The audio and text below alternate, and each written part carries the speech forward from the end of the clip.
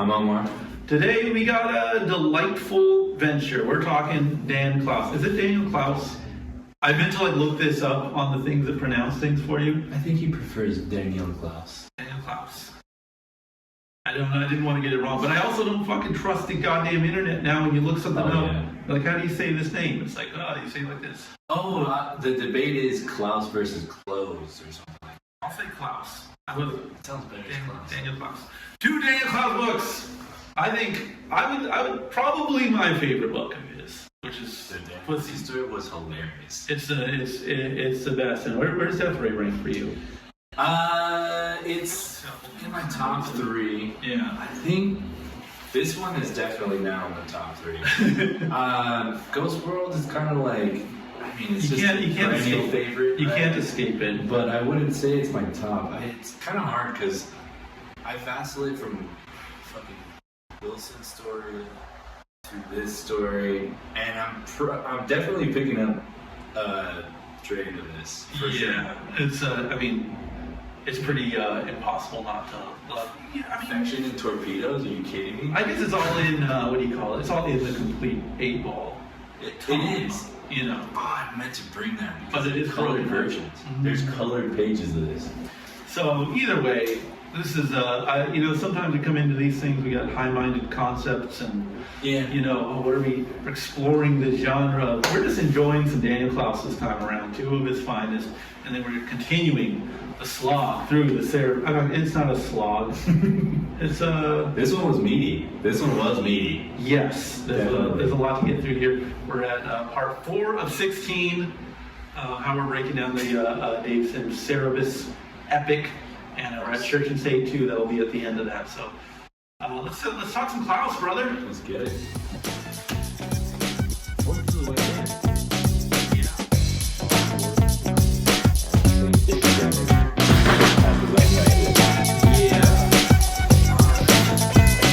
Check.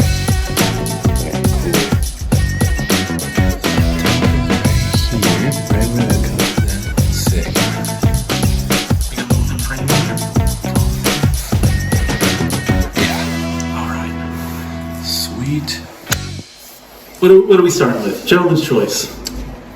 I'd like to hear your thoughts on some Death Ray. I almost certain I've read this collected in some form or another before, but I've never read the original format, and I don't think I've ever read a raw dog numbered 8-ball comic before. Oh, sick! It's always been either in trades, collections, yada yada, just much like that the Dan Pussey comic there. And it was so satisfying. This really came out in 2004. Yeah. That's the other thing, is when you read these kind of disembodied stories, it's sort of hard to, understand the context in which they came out in, or how they were released. So having a year on this, a year that's totally outside of what I would have guessed, it was meaningful. I think having this size, this format was my theory is I think this is sort of meant to replicate the experience of reading a comic as a kid, because as an adult, it's a little bit oversized, right? And it doesn't do that much with the. Obviously, this is something like this is a big splash page, but most of the pages are pretty. Comics within comics. Yeah, it doesn't need to be huge like this. It's not like a Mobius book or some real fine arts thing, but it's a riff on superheroes. Yeah. It asks a question I've pretty much always had of if you got superpowers, which is how the hell do they find the crime? Which in comics is always very easily solved. It's they just do. They got a knack for it. Right. Trouble comes to them. They're the guy they work with, and their secret identity is having a tough time with the mob. Blah blah blah. They work with the cops. Yeah. So it always has an easy answer, but this sort of takes that to even a more grounded level, it's just so satisfying. Here's a great. I think this was one of the pages I kind of spoke to me the most, because he's got his powers and he's trying to fight crime, and he sees this guy getting burgled, and then he's the guy who's got burglars chasing after the burglars. Burglars just break the TV, throw it on the ground. The crime's over. What do you do with that? This is a single page, phenomenal page. That felt real like Kick-Ass vibes. If you've read those comics, Which I haven't. Are those actually worth reading? All right. All right. It's not something that I can recommend unless like you're really in the weeds with this stuff, like comics completionists almost. I do think they have something cool to them, Right. but it's almost like you had to be there in that time kind of thing. I understand that. Yeah, and the movies never really seemed appealing to me, so I just kind of like washed my hands of all of it. Yeah. Regardless, essentially Death Ray, if you haven't read it, it's a superhero comic from the anti-superhero comic guy, which is why it makes sense that he would write this. It actually, I think, is a great premise as a superhero. Like, these are a good skill set. He gets powers from smoking cigarettes. Funny, so sick. In a world of like Thor's hammer, transforming them and stuff like that. Like, that makes as much sense as anything. And then in addition to that, he has this tech gizmo, the Death Ray, that just like disappears living creatures, which the titular Death Ray. It's beautiful. And it's so it doesn't do what the post-Watchmen grounded comics do, which is get ultra-violent and gritty. It's like a little more slice of life, I guess. It's like a suburban horror, almost. For sure, absolutely. Yeah, it's grounded emotionally, I guess, as opposed to worrying about like, all the real-world concerns of a superhero. It's sort of like the inner mind, the inner workings of the mind. And I think we're a lot of these comics we've read, I think, have been like new to us or kind of challenging, or you've had to sort of think about them in a certain way or like find the good in them. I think Clowes comics are like apex easy reading. Like, I think this is just a big old bowl of candy for me. Like, there's nothing challenging. It's all reward. It's all substance. It's not even like, we've looked at comics that are maybe more visually appealing than they have literary value. Like, Clowes stuff hits all those marks where it's enjoyable to read. It's has substance to it. It's not just like, slop to look at. He's so goddamn good, and I'm just going to kind of break down and say that a lot. Because it just comes down to that. It comes down to like he's just so goddamn the touch. Every little detail, all this different kinds of artwork. When to render all crazy, when to put in these guys. Like, he has the lingo down. On top of that, he's putting his own spin on a story that's deconstructionist comics have happened before at like this point. Right. Like you were saying, the Watchmen had happened. I would even say, like, what is that, like a Max Immortal one or something, some shit like that. Like, the 90s had happened. I think this was maybe it took 10 years removed from that stuff to be able to even like think of these things, but this is almost like he's making fun of the 90s extreme in a way by going like emotional extreme. Yeah, internally. Dialogues and not much in the way of action. And honestly, even I think the 2000s were like a very awesome time for comics in a lot of ways. I listened to this interview with, I want to say it was Rick Remender. I might be getting it wrong, but he was talking about like writing superhero stuff, just Marvel Comics back in the day, and he was like, it was so awesome and it was so brutal because like all the money had gotten sucked out at that point. It was post crash, like there was like not a hint of speculator boom at that point. Damn. So you were really, his words were that if I'm attributing it to the right person, if you were writing comics at that time, you really liked comics. So in a way, because there was so little money in it, you were really committed to it, and it sort of proved your commitment to the craft.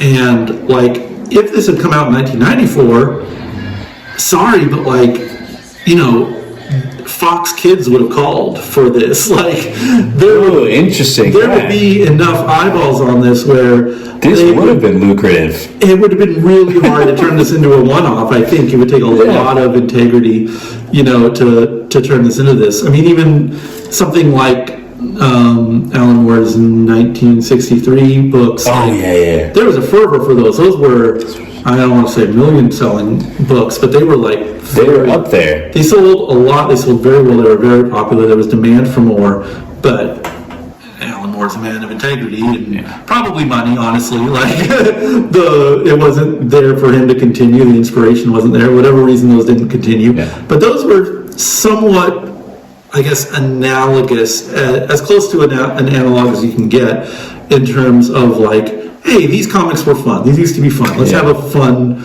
instead of all this, Frank Miller, the Silver blood. Age of it all, kind of like. Yeah. I love those comics. Let's celebrate what we liked about comics as adults and treat it seriously without, the reverence instead of kind of how bands do like their Zeppelin worship or some shit like that. Like, this feels more of like he has internalized all these stories in a way, and it came out through his filter in this format. I'm still stuck on the size, because I do think that is a huge factor in it. Yeah, I mean, feeling like a kid.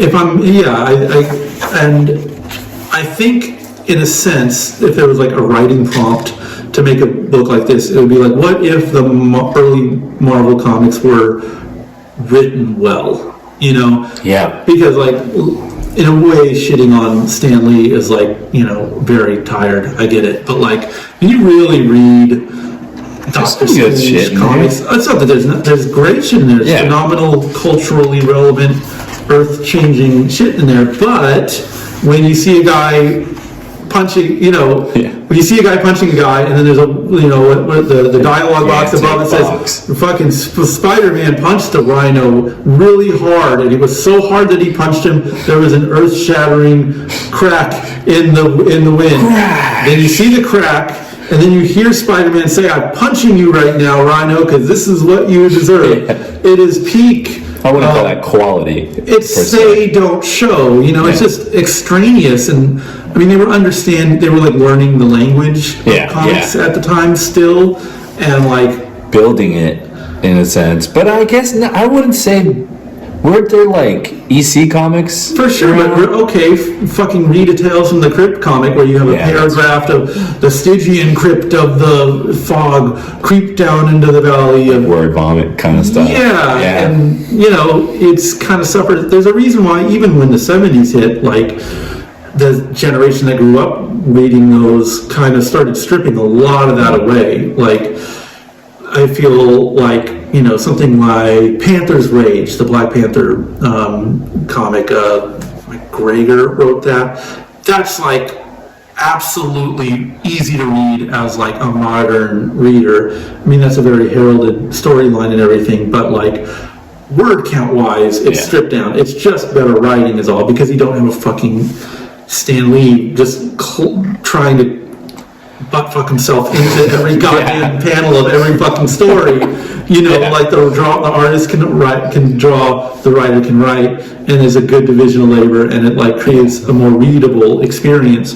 So like, I think with a comic like this, it's even taken to the next level where like, in addition to understanding the craft of having something be readable, and not have just a bunch of extraneous word vomit, and not have a comics code to have to be like, look, we included these words in here that are vocabulary words for students, thus we get a stamp. All of the things that they had to face, it's just like, it's literary. It reads very much, and I think a lot of Clowes' stuff, it's maybe a little arguably too obsessive with the kind of Holden Caulfield, Catcher in the Rye, that's exactly what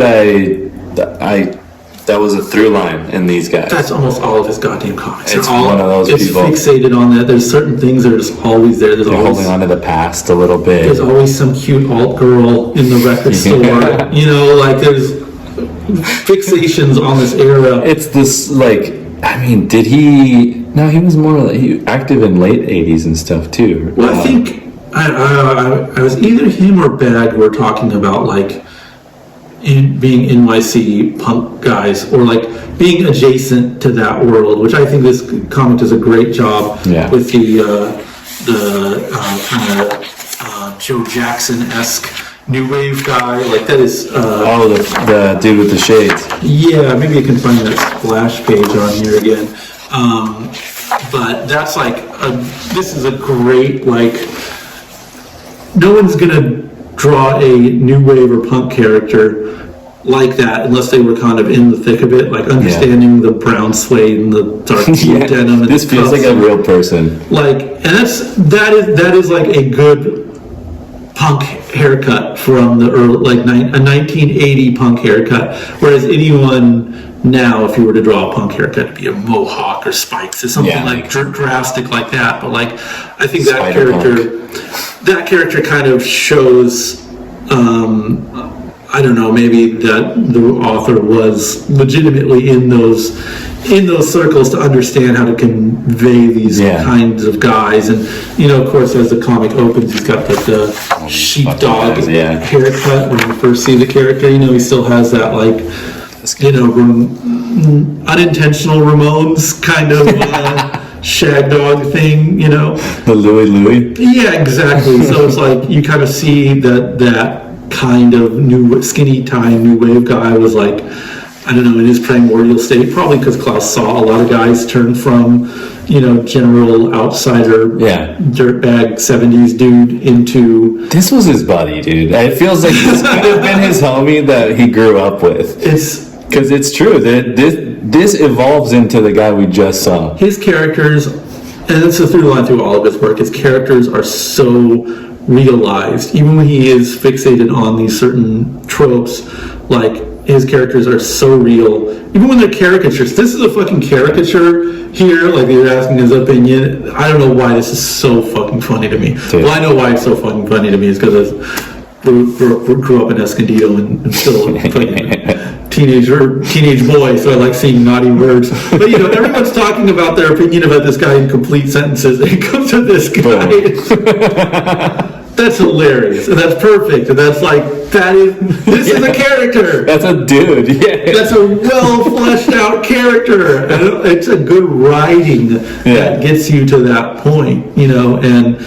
Yeah, these guys have, so I kind of throw them in, and it's like, probably because they are just like presented usually in the same like documentaries and stuff, but like Clowes and...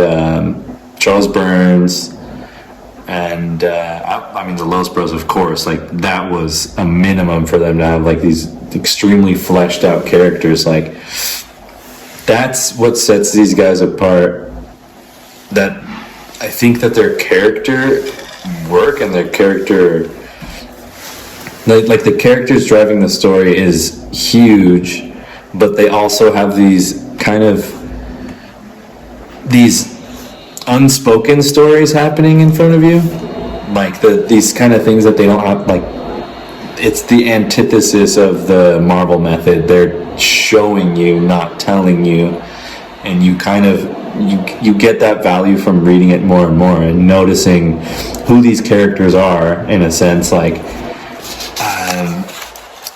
his style, isn't it? Like he starts off, you just see them, they're kind of like suburban kids, and it grounds the work, but also it feels really familiar. I think, you know, there's the ambiguity in these comics, like the silent panels, the just frames of people walking, where everything isn't necessarily spread out or spelled out for you, the reader. You have to kind of, I don't know, just feel the emotions that the characters are feeling, you know, and not that is an easy thing to convey at all, the understatement of it, but I think maybe because you need to draw that out instead of having them yell it at you, makes it more of an intimate experience, and so you end up connecting with the characters more because you've sort of, I don't don't know, I guess spackled in between the bricks that he's giving you. And that's not to say, and I think where Clowes' work really excels, is that it isn't like vague, surreal, leave it up to interpretation. Like, there are plots going on here. There are causes, there are effects. There is a real story happening. I think that's a very easy trap to fall into in the ambiguity world. It's very, when you make fun of an A24 movie, that's kind of it, right? It's just people staring out windows and it can boil down to like the tropes. Yes. Do you think though? I'm kind of just thinking of this like. That was the way that you described those stories. It kind of reminded me of Velvet Glove a little bit. Velvet Glove is a little, to my tastes, too surreal. And obviously, like, it's pure Lynch, worship. And is he figuring out? Because there are like isms of Clowes here. Right. Is he kind of figuring that stuff out back then? Adjusting his storytelling style, like with 8-Ball as it goes on, kind of. I mean, he matures, and I think the past few books he's put out. I really like the new one. Wilson, Monica, those are like great character studies, and it's like it's amazing. You kind of figure out what you can do as a writer, I would imagine, and once you can do something well, once AC/DC writes their AC/DC song, why not just be AC/DC forever, And we love you for it, AC/DC. I think this kind of, I don't know, I will listen to Clowes tell stories about weird sad sex for as long as he wants, or as short as he wants, or whatever he wants to do. I got the sense reading this time around that I was like, these comics are the only time I really feel like I'm in the target demographic. And I don't mean to say that like, I'm such a unique special snowflake or anything, but it's like when I watch horror movies, let's say, I love horror movies. I like Terrifier, a movie everyone's seen. The new Terrifier comes out, I'm there watching it, and I'm having a good time. I'm not the target Terrifier audience. Yeah, I was gonna say they're kind of skew young, like in the new scene, Younger, maybe in age or maturity level. Like, they want to sell toys and merchandise. Yeah, they want that kind of horror fan. I saw, I fucking have come to love, like, let's say the last 5 years, one of the shining beacons in Hollywood is Jason Statham and his fucking movies. Yeah. He makes the same fucking movie every time. But it's so fun. It's so fun. It's so as advertised. Yeah. There's never really surprises or like drop-offs in quality. Yeah. And I like to impose on him. Like, I hope he was I like to think that he's like turning down art house roles and turning down superhero movie roles, and like, I'm not going to be Nightwing. No, like Guy Ritchie isn't calling anymore. I just want to do standalone movies. Like, whatever happened to Cobra? Whatever happened to? I guess Bloodsport had a series, but you know what I'm saying? Like, whatever happened to standalone action films, not part of a franchise, not built out, like simple fucking stories with a guy. I went to see a Stallone movie in '84. I knew what I was getting into. Why can't I have that now? I want to believe that Statham is that active in his choices and roles, and like, I love him. I am by no means the target of a Jason Statham movie. They're not making those movies for me. You know what I'm saying? Yeah. I liked not the last Beyonce record, but Renaissance. I thought Renaissance was an amazing album. Beyonce did not make that record for me. Yeah. No one makes these things for me, nor should they. I guarantee you that had a target demographic. But I think when I read Clowes comics, when I read these kind of, that Fantagraphic school of comic, I'm like, these are for me. They are made for disenfranchised, probably males. I don't even know if it's necessarily older. I don't know. I think it's like evergreen. It is like, he's a child of Steve Ditko. Yeah, like Yeah, I mean, this is through and through. I think like they actually tease it. Look, this is a great page to bring that up for sure, because these are some people, some stressed out people. And there's you definitely feel like the horror of suburbia and just all this. Like, he feels the most alive when he's confronting this guy for throwing trash on the ground. And I always think of like Louis C.K.'s stand-up when he like talked about throwing trash around in New York. It's already there's trash everywhere. Yeah. It's like his what are we protecting here? You know? Yeah, it is kind of like the commentary. I mean, the full book is in front of you right now. Like, it can, if you read nothing else, you kind of do get what the central theme of the book is. But this makes you want to dive in, especially, I think here.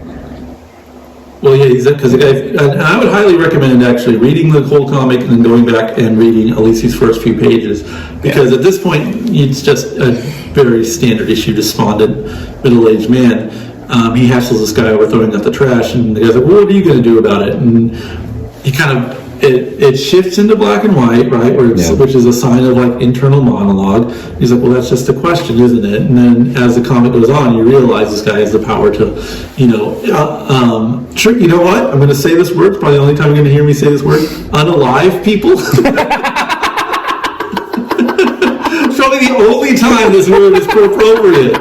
I'm not just, doing this for the algo here. I think it is because you don't know if they're dead or not. They are unalived, for sure. You shoot the death ray at someone, you unalive them. Technically, any gun is a death ray. Sure. I don't mean to, This one just cleans up after yourself. Yeah. That's what that's why they make them, is to kill things. It's to unalive them. But the death ray is specifically unalive. You just kind of blip out. So, you pop out of existence. So, when you don't know that necessarily, it's like, oh, this is what a piece of intrigue. And then it goes into his childhood and then how he comes across it and everything. And again, I'll say it again for the last time. This is a good superhero story. Yeah. Granted, it doesn't go in any kind of conventional superhero way, but like all the power levels and the structure of it all, like it's complete Silver Age tropey goodness. But it does pull, like, as much as Gen X ironic quadruple removed kind of attitude that Clowes has towards superhero comics. Like, it's good, man. Like, I would pick up issue number 2 for sure. Not that I think there's more of this specific story to tell the way it was wrapped up or anything, but like, if you wanted to turn this comic into all second act and just have a series where Death Ray is going around with his Joe Jackson New Wave friend, that's a better, definitely buy this. Better comic than pretty much any superhero comic that's on the shelves now. It would be more fun, and it would be more fun to explore this kind of world where that's the new dread of existence. Like, he has to, I mean, what would you do if you just, it's a totally surreal world that you would live in. Yeah, if you had powers of, I don't know, maybe that is what gun owners feel like every day. They have the death ray. Try me, punk. So what do you think? This was pretty good? Do you think it's a fun, I don't know. There's, like I said, there's the early 8-ball issues where, to me, it's kind of shaky. There's still good stuff in there, but like, Clowes it's all 10s. Ghost World, 10. Never misses. It's like there's some that I maybe speak to me a little more than others, but like, it's all the best comics you can read. It's all the detail. I mean, he's just a really great comic book artist. I think we're lucky that we are seeing his work still come out to this day. I mean, Monica, 10. It's a 10, man. I've read it once. He's just got it, man. He's got that story. It is kind of a similar story of like a disaffected person. Right. and it's told in this totally different way, still in his language, but not even as grounded as this. This is one of his most grounded, like, kind of works. Well, this is earlier, right? Than that, and this is like little pieces he's jotted out over the years there originally, and like just shorts, backup stories, etc. And Eightball was always just a compendium of little stories and gags and pages and stuff like that. And this is a collection of all of those that feature the comics artist Dan Pussey. I've read this thing so many times. You can probably tell how dog-eared and rugged it is. But like this is, and again, talk about something that is made for me. Like if you know comic stuff, even a little bit. I don't think you need to be too deep in the reads with it. I think if you have read a few Wikipedia pages, you'll kind of understand everything they're lampooning. It's not very, it's thinly veiled to say the least. But I don't know, man. It's just so fucking funny, and it's so enjoyable. And you could talk craft is all you want. We can talk about the lettering and the blah blah blah. But it's like just, I don't know if that's the star so much as like the fucking inside baseball look at everything. Yeah, this is. I mean, it's a comic for comics fans, certainly. But like. No, I love this part. This was one that I was like, he mixes his world, because essentially they are living in the same world. Like he's just, whatever he describes next is like real events that happened. He's just kind of like synthesizing people. Yeah, I guess this is that's supposed to be Clowes, right? Yeah. And he's talking about the indie comics he's writing, and then this lunkhead character is like, well, how much are they worth? Which is, again, you can tell this is the 90s. I don't feel like that comes up as much anymore. Speculator stuff? Yeah, or just like, there's a lot of money in comics right now. It doesn't feel definitely not. What you get is the cards. Yeah, exactly. That's what I'm saying, for sure. And I don't think comics are nearly as bad as like, Magic cards. I hear those are worth a lot. Or Pokemon cards. I hear those are going crazy right now. You get that so my grandkid's got all these cards in his binder. But I don't know if like if comics have that. If comics even just have a profile enough where it's like, is it worth money? But definitely in the 90s they were, which is a very funny story. So it opens with that, and then they pass old Dan Pussey, who goes into his art studio with, what's it, Dr. Infinity? Yeah. Is it? This incredibly paper thinly veiled Stan Lee type who's so good. Whipping all these young men in the bullpen. Can you read the names off here? Because that is how we're talking about this stuff in kind of a pretentious way, but like read some of these guys' names. So here, these guys, just eyeballing each other. We got Dick Small, the penciler. We have Toothbrush, Fukuda Inker, Toothbrush. That comes into play later. We have Cheek Dusendorf, the letterer, who gets heavily bullied throughout this whole thing. And that shit was hilarious. We have Helmut Zucker, the inker, and Jackie Roth, the hotshot writer, and of course the titular Dan Pussey, also penciler. So, which is why they have like this weird sort of stare down going on. Just like, how do you again, we're talking about this stuff like, he's an artist for the ages and one of the highest craftsmen, but he's still not above calling someone's name Helmut Zucker. It's like that's a through line through almost all of his work. They all have almost all of his characters, or his characters will consistently have just ridiculous names, and it's such a cheap laugh, and it works every time. It's perfect for comics. It's so fucking funny. It's perfect because you keep that tongue-in-cheek, unserious, like that lowbrow shit. Yeah. It keeps it lowbrow where I think it works best. I think like even like the Marvel stuff when they're doing tongue-in-cheek shit, I like it. Yeah, I gotta know you're being a little silly. I gotta know that you know that this is silly. Yeah, but it's a little unserious. And there's never so much artsiness in Clowes' books that he won't make you laugh, and it's like in a simple, stupid way. And just like these, and you know, it's still, he's got like the page turn fucking completely figured out at this point. Like these guys are working. They get motivated by the Stan Lee guy, Dr. Infinity, to start producing these comics. What are they're not superheroes. Oh yeah, they're super champions. That shit is hilarious. Because at the time, weren't they doing that? They were trying to differentiate themselves. If I'm not mistaken, I think the phrase superheroes was legitimately copywritten by both Marvel and DC, and they like just had this sort sharing of that.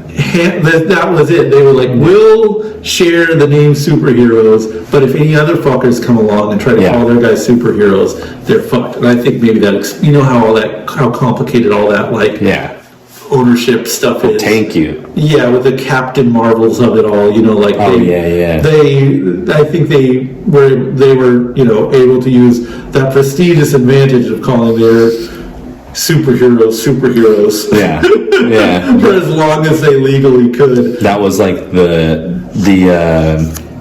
that's what set them apart, I guess. Yeah, so there is some legitimacy in the super champions. It's wild to me, man. And like, I guess like the Ultraverses and all that kind of shit. Like it sounds like he's making fun of everyone. And I read this, you know, after kind of living through that era. So this whole thing just, again, there's very few times I'm imbibing media and I'm like, yes, this was made for me. Yeah, like this hits a sweet spot because I came in on the tail end of this stuff, so I kind of understand it. Like especially like I had always heard like Gary Groth was. We'll get to it, but Gary Groth was always like a hard ass. Oh yeah. And you look back at anything that he laid down, like all those, you know, just the interviews that Cartoonist Kayfabe reads out, it's like, oh, he was right about everything. He was. Always knew what was going on. He knew, and he called those people out. 100%. Like, all the people that were basically charlatans in comics. And that body of that, I mean, it's unparalleled what Fantagraphics gave to the world. That's another one that I fucking thank my lucky stars. I love shit like that, and not like some fucking... Yeah, imagine you were following around whatever. If you were getting upset about what they were doing to Dick Grayson right now. God, dude. I just assume something is happening. Something's happening to that poor kid. This is like, you get these moments where like Dr. Infinity has just fucked off to the local topless bar, and the writer he's just trying to get some smokes from the vending machine, and Dr. Infinity's sweating because he almost gets spotted because he talks about making deals or something like that. Those facial expressions are perfect too, because it is, to your point, this is Ditko worship, because every character is just in agony the entire time. It's just like everyone is in pain. It's like, it's the shared like existential pain that we feel, I guess. I love, like, just let me know if there's spots that you want to kind of... Yeah, I think so. They've been... This one, dude. Yeah, when they start hitting the conventions and you just see them with with the rabble. Like, he's getting... There's the fervor happening because they're kind of like the new up-and-coming comic group. And the fanboys are all asking all the very silly fanboy kind of questions. And then what's ultimately really happening is our Wizard Comics kind of comics media types are basically being bought off by Dr. Infinity here to hype their product up. So you're kind of seeing the pulling back the curtain. Yeah. And I was one of these guys. I was wide-eyed, man. Like, I was bushy tail for the artists and stuff. Oh, yeah. I was enthralled by that world completely, and to an extent still am. You know, I mean, I think what was really cool about that period old Clowes, I understand having a lot of antagonism towards the Ultraverses and the images and all that. I get it. But as a kid, what was so cool about it in hindsight is like we really were chasing down the artists. You know, the artists were the stars, and like that was really informative to like my worldview of like the man behind the curtain kind of thing. People made the shit. Yeah. This is like, okay, we're off the beaten path here, but like Fabian Nicieza, who again, cartoonist kayfabe, mercilessly wrecked. He was like a writer. He was a post-Claremont writer for X-Men did the New Warriors. I really love the New Warriors for whatever reason. And like he would do signings at like the comic shops in the mall, and I would like chase the guy around and have him sign like multiple times. I'd have him like draw like sign new issues of the comics, get the whole run. Damn. Like, I was a Fabian Nicieza fan. He was just a nice guy. But yeah, I was like, it was so cool to me, I think, to see like, oh, it's not like Speedball and Night Thrasher just for all their artistic merit. You know, it's not like they were just products on the shelf. Like I understood them as like a guy that writes them, and like, you know, you could say that those are trash comics. I wouldn't argue with you, but like, I don't know, it taught me in a way intuitively to like pursue nerdy stuff from like the creator perspective as opposed to a character perspective. And I think like that's a divide I've really seen in nerd culture since then. I love kind of going back and seeing these portrayals. I don't take my like that era so seriously that I can't see the other side of it, where it's like, yeah, it is fun to make fun of old Dan Pussey taking art class, taking a writing course class, so that he can write and draw his own self-released comics. Like, I understand now how awful all that was, but the contrast that I've seen in time is so much more commercial, and is so much more about just like buying a product, you know, like it dove into like what they were talking about back then of like, have you heard of this one brand called Consolidated Skateboards? Doesn't sound familiar. I know nothing about skateboards. They're like what I would say is like maybe the most like anti-corporate company in skating. Okay. And they are a company. It's like they were the ones kind of like telling kids, stop buying your Nike shoes, stop buying like your fucking, even I think they were some of the first people to say like Vans, to like buy skater own shit, or buy people that are in the scenes shit, because they're the ones that are actually skating, they're making the product for skaters, they're not churning and burning. But it got co-opted by the suburbs or suburbia, and now you can sell it to any mom for any present, like birthday gift. It's super lucrative. So of course, like, you have to make products for that kind of space. It dives into kind of like where I think pop culture is at now, where it's just like fucking keep the fucking Batman and Superman and all of these IPs alive, zombify them, or just do a play on it and sell it back to them, like, kind of thing, you know. Like, I think we're stuck in like in a I don't know, maybe this is, I've got a bleak view of it, but it feels like a whirlpool. Like, we're diving in further and further into like just buying more of the same shit. Well, yeah, I mean, this is a snapshot of like an indie comics creator's perspective on the mainstream, and is portraying it in such a unflattering way, right? But I think I'll say this from like someone who was in the trenches as like a little kid, wide-eyed and everything. Like what I would collect back then, and kind of what would like have value, let's say, because of those price guides and all that shit. Pre-internet world, right? It would be like, well, these are the issues of Punisher Warzone that Jim Lee drew, or this is the first comic that was published that Todd McFarlane drew, and it would be like, oh, cool. I had like, you know, as a Sam Keith fan, I had like Kamiko Primer issues just because he drew them, and I was like, that was kind of my collector perspective. You could argue the merits of collecting in that kind of way, or collecting at all, which I would kind of urge everyone not to do at all, you know, but that's was sort of the guiding light. And I pop into like comics channels on YouTube or something, or this is pretty much my only view into that world. No, I don't know a soul who's like a comic collector like that, you know? Yeah. And what they collect now, they call them key issues, and it's like, this is the first appearance of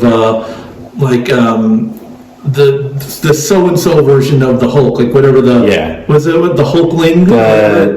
The new one right now is that one. It's like the Venture Bros made fun of these kind of dudes. Kind of shit. Yeah, that issue where the comic value just gets goes worse down. and worse. It's such a great fucking narrative episode's device. amazing, man. We could talk about Venture Brothers all day long. Point being, like, they'll be dumb. I've seen these things like, oh, this comic's going up because they announced in the movies that they're using this character, and this is the first appearance of that character. So when that movie comes out, this comic is going to be worth so much more because it's the key issue first appearance. So you got to be on this.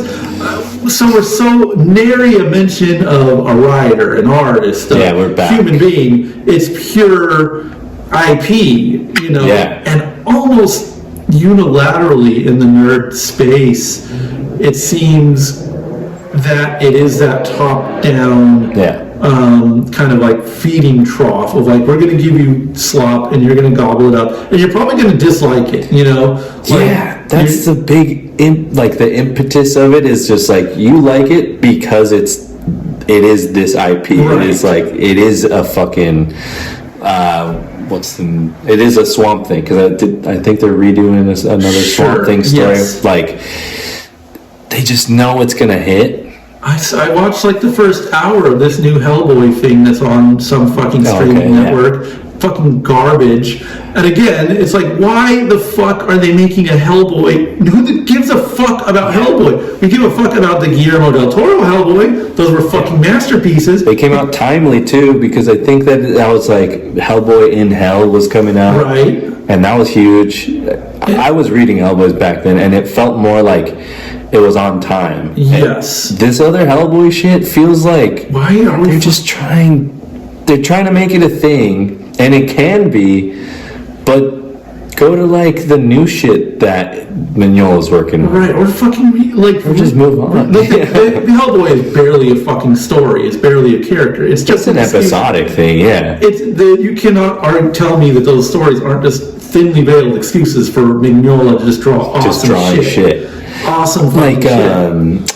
The Monster of the Week stuff. Yes. It works. And it's pulpy, and it's the things that are in his brain. I love those comics, don't get me wrong. I'm not trying to say anything bad about Hellboy comics. Like, or Mignola's fucking pen. He's goated forever. I don't want to see a fucking movie or show or IP based on that character, unless Guillermo del Toro pulled out a fucking master stroke making that shit happen. He had the sense. He had that sensibility, and like when I think he worked on Blade 2. Okay. Blade 2 like also has that feeling of like, this is a guy who understands comics as a medium, is adding like the comics isms into it, but is also perfectly, and like something I've heard from them making that series, the first Hellboy series, is that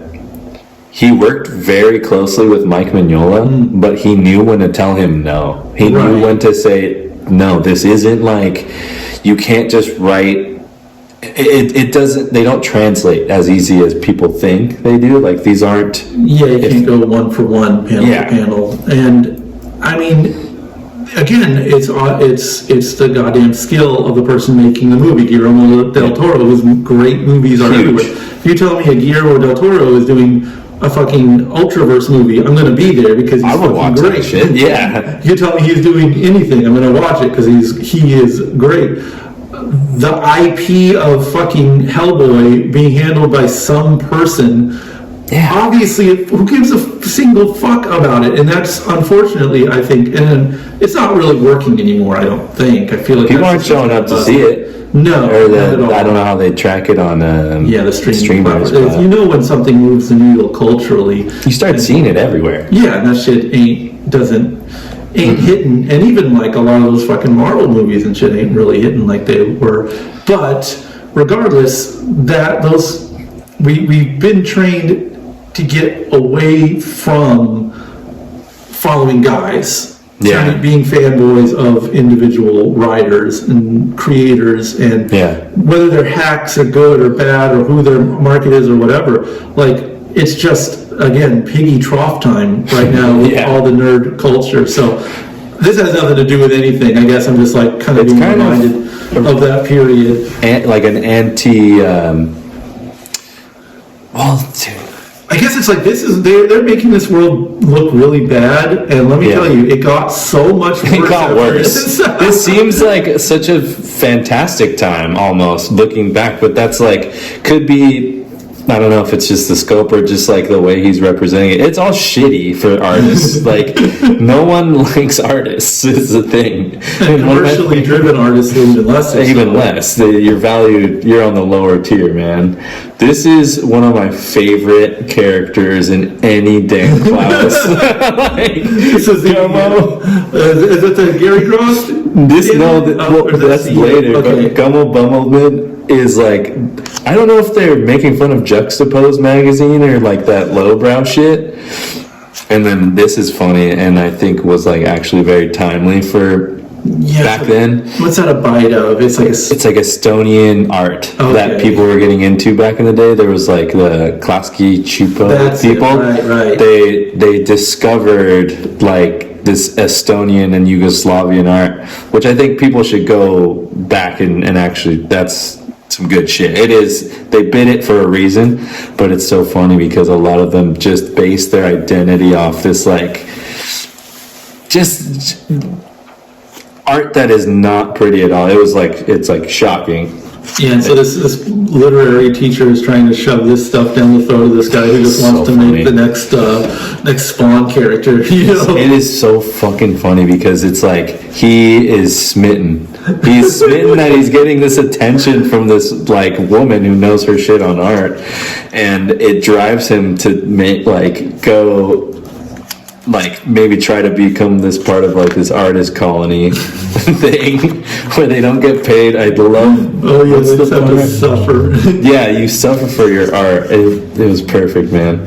The best part is when he makes all these pages and people are just dogging him. Or it's like, this is an amazing post-ironic deconstruction of the medium. He goes, yeah, I think he's like I think it's supposed to be like Batman meets Spawn or something. Yeah. And they're just like, oh, you're serious? Oh, and then they have it's trash. Is it this one where he starts reading the right here. Oh no, you're right here. Yeah. This is the Gary Grill. Reading more words to try to like shut him down and dog his work for me. Dude, I think this whole part. Fucking man, I gotta say, guys, I was ruffling, dude, rolling on the floor. You getting some Rafflecopters? I'm getting some Rafflecopters, dude. Shit. Check this shit out. Gary's got the Los Bros retiling his bathroom and releasing shit, and then so he's like, oh yeah, this is great work, guys, you know. Then he moves on and he starts because at this point Dan Pussey's trying to find work outside of where he's come up through, and it's this it's a Marvel or DC kind of print. Here we're going into like Fantagraphics territory. And from here, just these 2 pages of the Gary Gross standing, like reading the thesaurus of how to talk the guy down to him being physically exhausted from reading. It took him out of it, talking him down like. Man, that's Apex Comics right there. Yeah, dude, it is completely like, and it's done in such the parody of everybody is done in like, it's like what they do now with like what are those fucking things called where like they'll take some the stand-ups where you just make fun of people, you just roast them, the roasts and shit. These essentially are like comic roasts, but done really well. Yeah, and it is like it's even-handed. I think, you know, he's not just talking down on the image guys. You know, it's sort of everybody. Everyone, anyone can get it. Anyone can get it, dude. And the part where he's like, you start daydreaming with him. Let's see. It says Pussey has a positive self-image. Every time you're looking, he's the Chad form. It's so good, man. And I think this is an era when we're getting away from his, I would say, like the velvet glove style. Yeah, so it is a little bit gaggier, you know, and yeah, visually he's just playing with different kind of almost, I would guess, like tools, you know, like Oh yeah. as far as like, you know, line, how bold the lines are, yada yada. It's and yeah, going into this, like being able to break out the giant hedge for fun, and how like dense words, but they're so funny. Yeah, it's everything is like there's no wasted space, and this is something that I think, like we were just talking about, of it's a collector's game. Yeah. And right now, so like this one says, the collector's most indispensable possession, his checklist, as in saying like it's not about the shit that you're getting. It's about actually enjoying the art. It's about filling out your checklist, making sure that you have that Reddit canon on. You know, like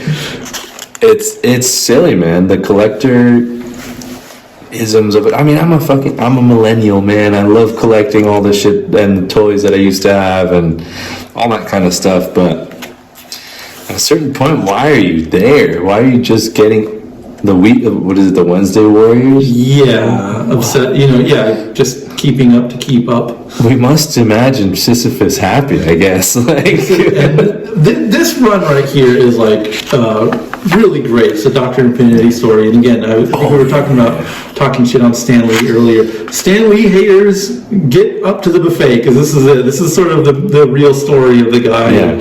About 4 or 5 pages here. It's like this award ceremony, and they're handing out. He's in charge of handing out the lifetime achievement, and as he's like, you know, giving praise to these various artists, you're seeing these flashbacks where he was just fucking merciless to them as they were coming up in the industry.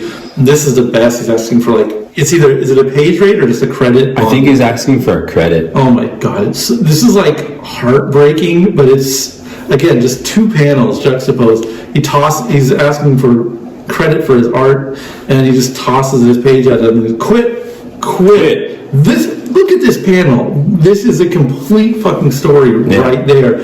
And, you know, if you know, again, an iota of comics history, it's just heartbreaking to see the reality of what these genuine, like, genius level artists went through with the... I would say, like, getting bullied. They just had these guys in power that made them feel scared enough to not have food on the table. And it's such an unflinching portrayal of all that. And it kind of, you get through like the swinger era where he's the just... 70s sleazy. Yeah, he's still, Jack Kirby, I think, right here. Right. Gosh, he's just, belittling all these people that made him what they are. But what's the punchline on that panel? So this guy's, the inker. Yeah. He's trying to, I think, either get more, or he got taken off a book or something like that, which I think is a real story. This is real. I couldn't tell you who it was, who it happened to, but this is Jack Kirby and his assistant, I think, that saw this go down. Yeah. And so I forget which of the assistants it was, but this guy... Was that the artist? The inker?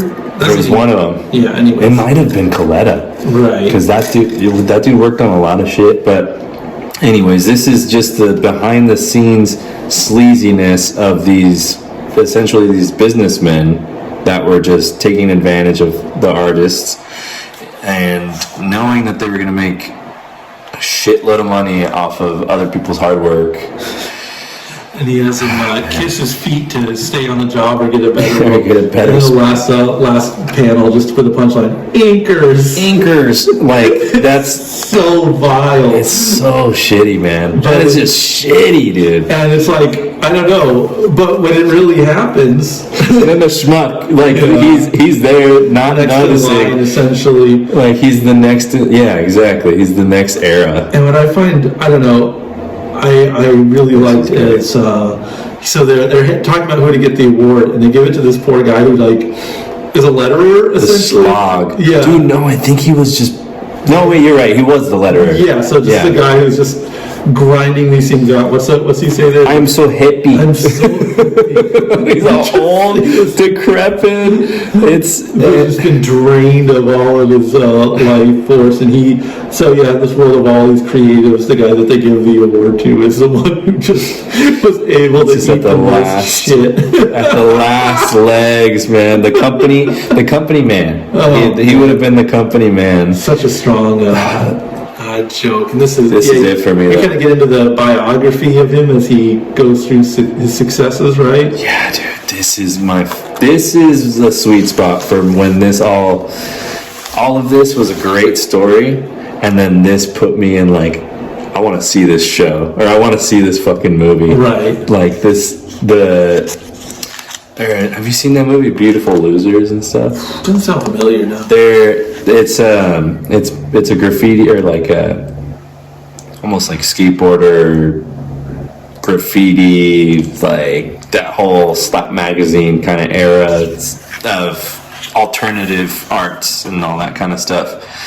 I imagine that's who he's talking about here. Yeah. In this kind of space where this artist, yes, obsessed with Dan Pussey's art, he elevates it by taking panels like the Liechtenstein thing, or Liechtenstein or whatever.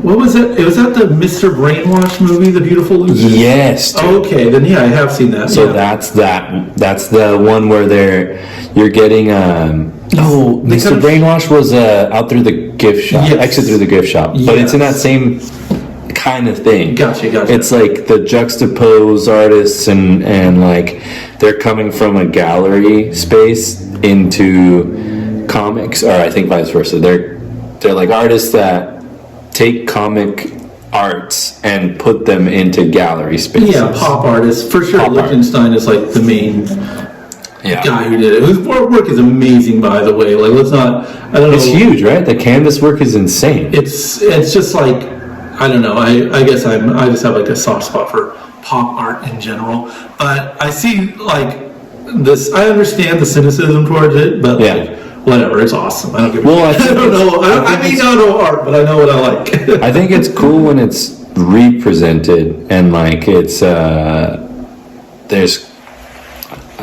it exposes it to more people. Yeah. You know what I mean? I think what Dan Clowes is, if I may say it, Dan, if you're watching this, we're on a first name basis now. If I feel like whatever Dan Clowes is trying to, what he's getting at here is something that I think is, it irks the artists a little bit when you're aped, you know? Like, and they're making way more money than you are on your own work. I think that he must have experienced that somehow, and it's like, I'm sure it's kind of there's whole ass careers that are cribbed off of, in comics that are cribbed off of Daniel Clowes, like, you know. Yeah. There's guys who are like, all right. They took his style. You took his style and you sanded the edges off, and like, you get to draw movie posters and magazine covers now. And they took the commercial way, man. That's like, the artist is the value of the artist. So seeing the scumbag guy in his life. Shit is so fucking funny, and Dr. Infinity is just like, oh, Dan Pussey. He keeps coming back with his tail between his legs to the good old teat, you know? This is, this one was pretty good. Like, you get a little bit of his background of like, this is almost like maybe something that happened in Dan Clowes' life. Because it's pure crumb, right? Where like, you know, he's the only attention he's getting from. Is this where he draws the prom sign? I think it's coming up around here. So like the girls at his school see that he can draw, so they have to do the prom. It's so funny, dude. The reaction when he gives them the prom painting is so fucking funny. They're like, "Oh, thanks." Valentine's dance. This is so. Come on, that's all he knows how to draw, but he draws well enough. Oh, dude, this also reminded me of a Hulu show. I gotta remember the name. Fuck. fuck, if I remember it, I'll bring it back up. But it's about these middle schoolers, but it's adults playing them, and it's the fucking funniest shit. Jeez, okay. Dude, it's pretty good. Let's see. Anything else on these guys? I mean, it's just like your general geek. Like, he was being made fun of. He's very in the weeds with like the lore on any superhero. Yeah, and I think it's like, you know, the very typical nerd thing of seeing yourself as like, you know, the champion of the universe and Power fantasy getting all these vibes. girls when you're just like such a hopeless socially When you're bottom very rung inept. of society ultimately. This was, I mean, this is another.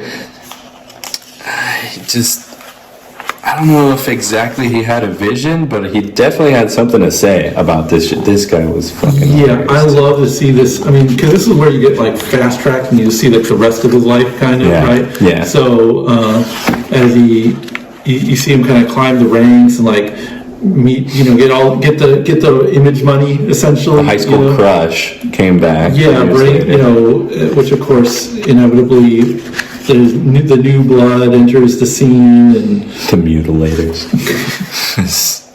it's perfect. It is so filled with gags left and right. See, this is some crazy shit that, like, again, I unfortunately don't know how to communicate this if you weren't around at the time, but they would really have these guys go on QVC and like hawk their wares, like, you know, So great. and I was like such a fan of this shit that I was like, oh, they're getting John Romita Jr. I don't know if he was on. I'm just. I mean, I'm sure I pulled he a random would. ass name, you know, Yeah. but they put some guy like that up and put him on QVC, and I was just like, whoa. Fuck, man. Like, I don't know Punishers did he sell through that? Oh yeah, statues and like you know, bundle packs of these comics, and yeah, to see the new blood, I love that juxtaposition. These new guys? I couldn't have done it without my team, My crew. And then I think He said it earlier, yeah. I think on the front of this. yeah, where you see him going to success. I couldn't have done it without my crew. There's Helmet Sucker in the mix. So, yeah, you just see that new blood come in, and then of course inevitably he leads to decay in this old folks home. I Dude. used to preserve my work in paper bags.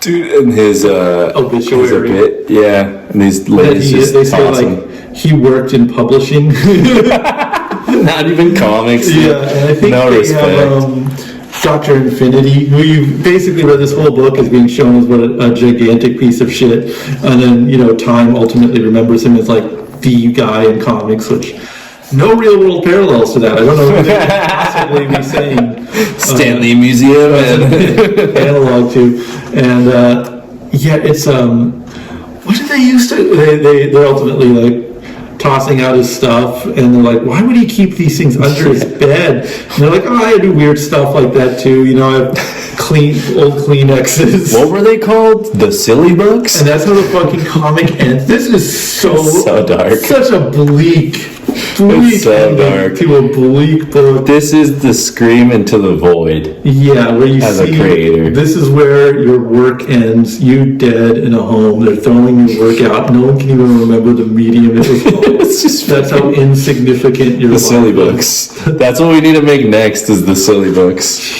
I don't know. I can't say enough good things about this comic specifically. It says my most reread Dan Clowes story. These things are just burnt out. Almost all these panels are just burned into my brain. Everything like top down. It's so one's funny. pretty It's good. so enjoyable to read. Again, maybe you need to be a little into comics, but if you are into comics, it's such a reward seeing someone just talk so much shit about every aspect Yeah. of them. I don't know. I can't. Again, this stuff is so. I identify with it so much, or it means so much to me. Like, I cannot fathom someone like not enjoying it. Like, it's just it's pure bliss. And he's again. The art is beautiful. Everything about it. It's like rendered well. I know like his style of writing is he tapes up all his art sequentially around this like walking path that he has in like every house that he's had, and he is thinking about this stuff. I think this book is particularly interesting because it was all published piecemeal, but like as a whole, this is such a complete story. I mean, what could be so easy to just treat as a goof or a gag, or like, let's just make fun of the nerdy Image Comics fanboys. It's not. It's mean-spirited. It is mean-spirited, but it is still not cheap. Like, there's a lot of work put into it. There's a lot of consideration. He said stuff that I feel like other people don't touch on, which is like the real world effects of that stuff. Like it, and he just, I think he takes like a really like, maybe like sardonic tone on it or something. Like it's like, he sees like the bitter sweetness of it in a way, but it's all it ends up being kind of bitter. Yeah, in a funny way. I think these are, I guess, two interesting comics to kind of just juxtapose, right? Because I think Death Ray, there's a reverence for the medium, and so funny.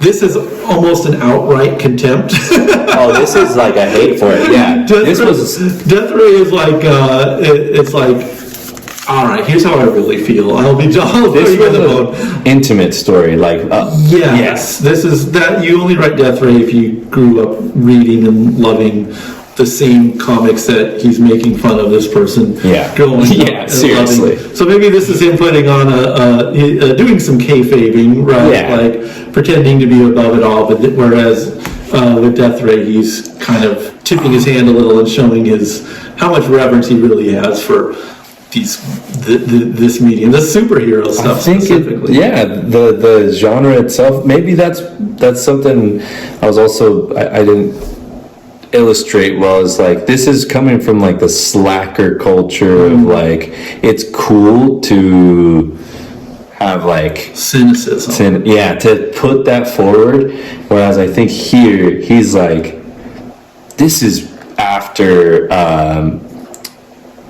his Ghost World got picked up. This is after Gregor Rocky. All these guys are kind of like have done their work. Yes, they've explored like the slacker genre kind of thing, and now they're moving into a more mature territory. And he's also grown when he writes that, because I don't know. I don't know that he's Gen X. He might be that silent generation. I think I'm not 100% sure on that, but like a lot of guys that you attribute to being Gen Xers were like not really that. They were a little older, and I think him and Bag, the two titans of that, slacker, grunge, blah, blah, blah, like they were both very removed from that world.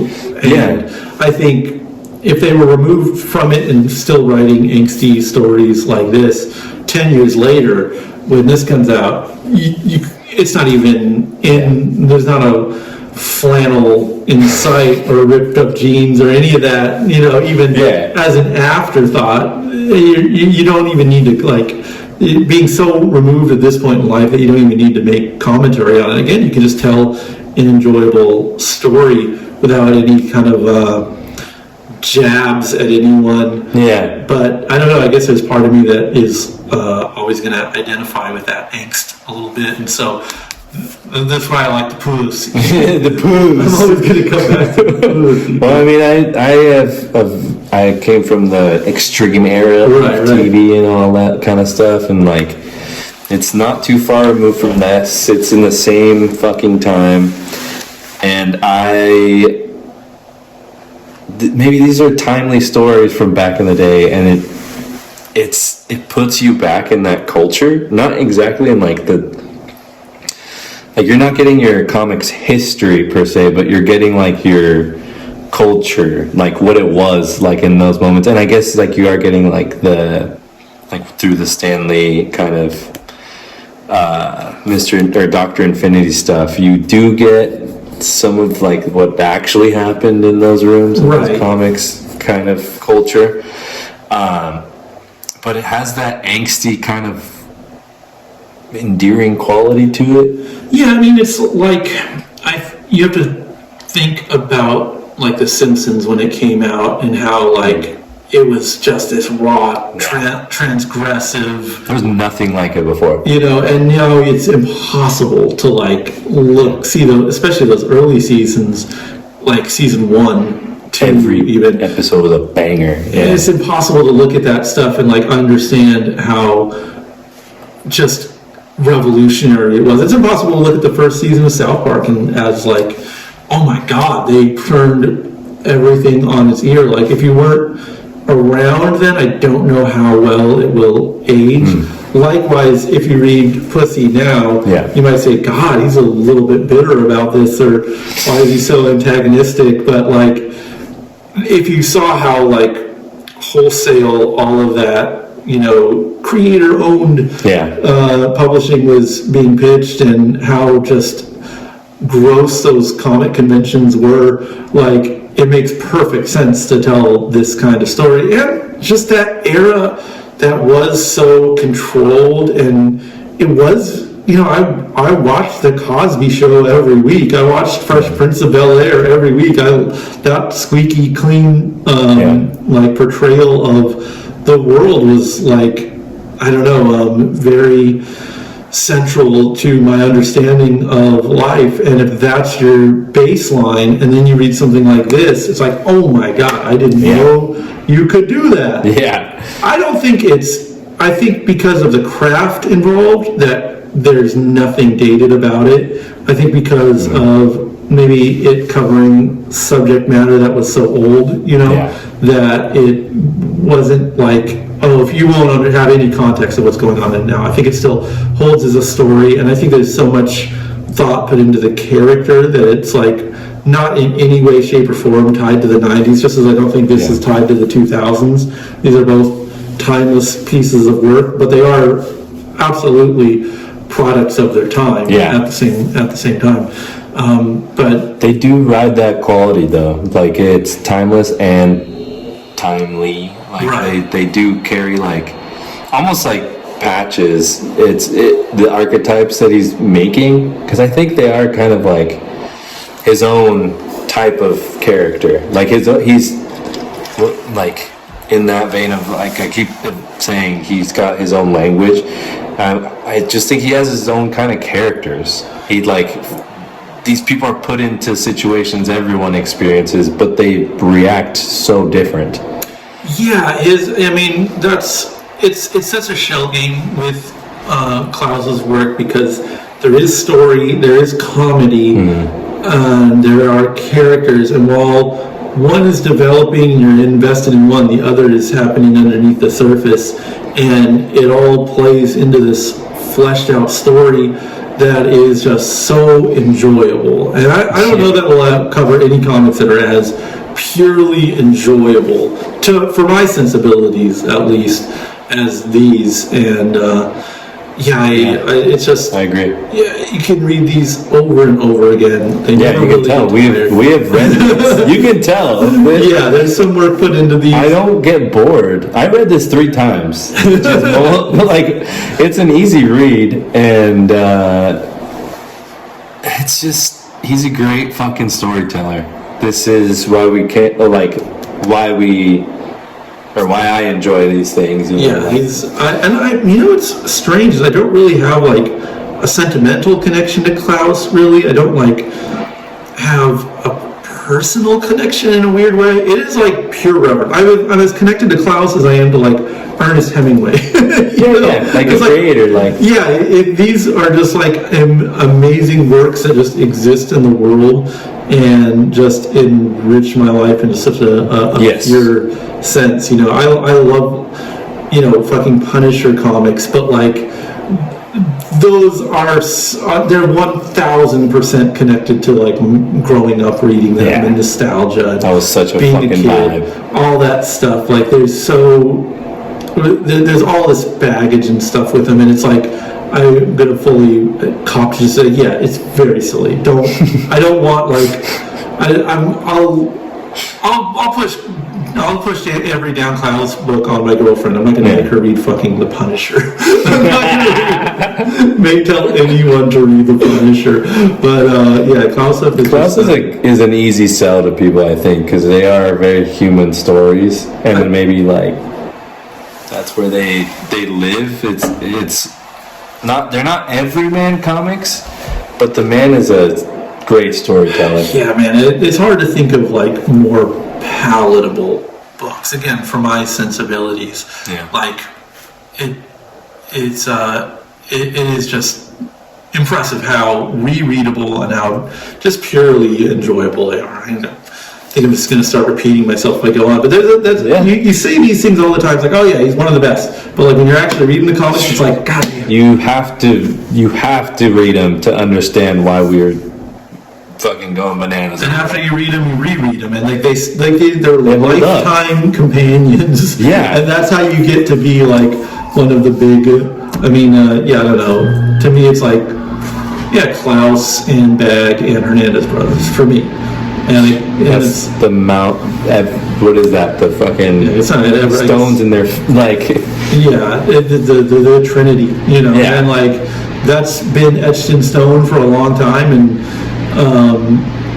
when you say like, oh yeah, these are the best guys, but like when you're actually reading the work, it's like, no, these are the best fucking guys. They're the best fucking guys. They're the best fucking guys. Let's read another really good guy. This is one. This is a favorite of mine for sure. I consider this on par, but this is we are diving deeper in. We are eating another piece of the elephant of the Cerebus run. How was it, my friend? How do you like it? This was so far. I'm enjoying it, and I'm fully in on Dave Sim and Gerhard. I think at the beginning they were finding their footing. Yeah. But it doesn't take too long. They're killing it in 2 to 3 issues. They're kind of like, I think, finding each other's space, and I think I've said this for every previous tome or phone book. His art gets better and better and better. Yeah. His writing is top. I think he like with Dan Clowes, he knows his characters very well, and they act logically. They act logically in this world. There's some dark shit in this one, by the way. It's about as dark as it gets. It does get dark, and that's something that I had a tough time with. There's like one story that it's like, ooh. I'm gonna guess which one. I think you know which. I think you know, and it is, dude. But I gotta say, after you get through that story, he dives into the world a little deeper. He dives into every character. It's just this. I know that there's gonna be a turn because everyone's told me there's a turn that happens in the series. It gets a little darker as it goes on from here. We can just kind of, I guess, flip through. Yeah. I'll come back to this page when we come to it. But just to give you a sense of the and this is the story and everything. The church and state is, again, as a whole, just a take on, sin's relation with religion, and when you give someone full power, like what they do with it, Yeah, it's a realistic look, I think. Yes, it is. It's just an exploration of the power that comes with, I guess, religion as a means of power. It's a meditation on power, and this particular branch is of the religious variety. So what happens when someone is made, the Pope, infallible on earth, and Cerebus is such a fun character. He's a big old galoot. So you just. Here he's told everyone they can't move, so everyone's like frozen in fear, and he just doesn't tell them to, become unfrozen, yada yada. Oh, I guess in story-wise, so that was a really fun part in the first volume, is when Weishaupt kind of explains to Cerebus how he's been able to maintain powers with this giant cannonball. Cerebus remembers that, uses said cannonball against this golem false pope, and blows him up. So that's like, as far as action goes, pretty fun sequence. Well, he has that message from Weisenthal earlier. A little note that's just a drawing of a cannon that reminds him to sort of what he has to do to sort of regain his throne, and then of course he's immediately abusing his power. And just a random page we're opening up to, but look again, as far as backgrounds go, Gerhardt earning his fucking check. Look at the black ink on this page. Like, there's no question where this is taking place in. There's no floating backgrounds or anything. Like, this feels like a very real cityscape and place at this point.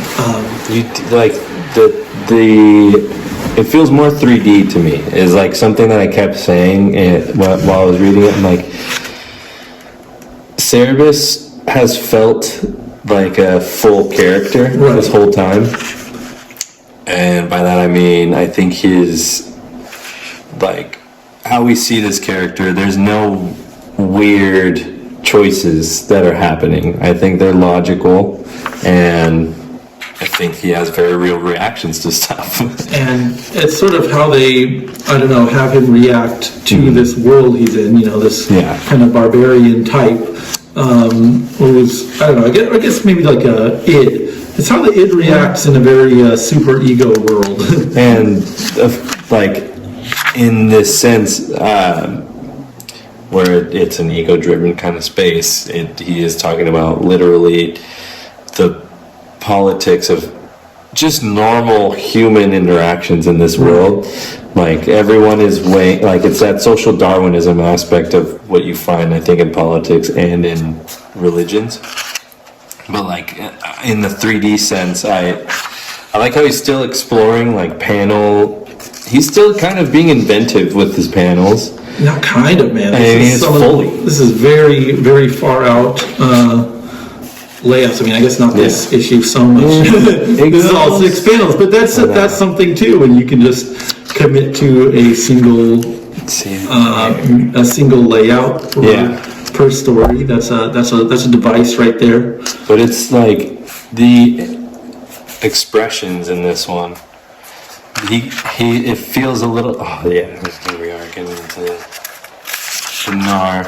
Man, I did have a specific panel in mind, and I don't actually know where to place it, but there's just this feeling of every character is in a space, whereas before it was a little more like reliant on the dialogue. Right. The art was still very high, but I think now with Gerhardt and everyone, and kind of they've found their place. Now I think maybe he has more like of his brain energy that he can use into orchestrating these scenes, right? In a way. And I think what maybe makes this story stand apart from typical takedowns of religious institutions is that there is a genuine supernatural element to it. It's not just to say like God isn't real and your parents are assholes. It's like there's mythology for sure, or there's absolutely mysticism. Even though this kind of mythology is being used to an extent for power, there is still, at least in this universe, a kind of mysticism. Like right now, his head is being sort of taken over by this light, It's a complicated method of communicating to the reader, but essentially he is like communing with actual mystic forces. So to say that even if you have a cynical view of religion, there is still, at least as they put it, kind of a real repercussion of it. There's something about the gold and the coins, as he's amassed all this wealth, there's certain coins that are pure gold, and if they're able to cast the pure gold into a perfect sphere, then they can make this ritual of ascension, ... And I guess part of the problem that Astoria brings up as it goes on is that he's going along with this ritual to become the most powerful on Earth, but doesn't even have a plan. Does not know what the end game is. Exactly, and that's where the just pure id comes in, because all Cerebus knows that he wants more, and what's better than becoming, the top person. I think one of the pages when I dog-eared, this was becomes pretty significant as the story goes Later along. on. This idea of Teirim versus Tirim. Oh, yeah. So Teirim with an A is like this, masculine god, the matriarchal god, and Tirim with an E is the feminine god, right. And that's the one that the Sirenists worship, whereas Teirim, which is Cerebus god, is I don't think it's Kabbalists. I think Kabbalists are maybe a little bit even more liberal than the others. Teramites, I think, are like the more... the one he's in now, right? Yes. Yeah. So it's interesting. I mean, just this idea of having God's name spelt in different ways and having this back and forth on how to do that is I think a little bit more nuanced than, again, just your edgy Reddit atheist talk. And this era this stretch of panel layouts is just terrific because on one hand, you might say it's like saving space or whatever, but it communicates this kind of claustrophobia of being stuck in a cell. It's drawing you in, it's confining you, because before this you get full span. Right. And this is a heated conversation. And I think it streamlines the dialogue because it is so just about the arguments of, I guess, these two religious sects. You're able to just read it super fast as the dialogue is happening, and it feels more naturalistic as a dialogue than having to go up and down each panel like this. And it's very smart layout for this section. I guess the very uncomfortable moment, right, is that Cerebus as Pope pronounces him in Astoria married, and then he, to put it probably too favorably, ravages her, and then immediately pronounces them divorced. Which I would say, definitely, it feels yucky to read. However, it's given weight. I think it's given, on one hand, the story kind of concludes. I guess we'll get to it in time. Yeah. All I will say about it, I guess, for now, since we're just at this chunk of the book, is it is not treated as a cool, funny thing. Yeah. I figured. I guess it's treated a little bit funny initially, but it's not dismissed. It's not thrown under the rug. Right. And even actually, I guess when he throws that baby earlier, that's also kind of one of these things where it's at first it's oh, what a funny gag. Yeah. And I guess maybe that's easier to take as a gag because it's so absurdist. Yeah. A guy throwing a baby because he was sick of hearing it cry or whatever. Whereas, which is dark in itself, is also dark. Of course, but it's so absurd that you can't really take it seriously. Whereas the sexual assault element, there's something a lot more visceral there, with her being chained up and everything. Devious. Almost, again, I wouldn't.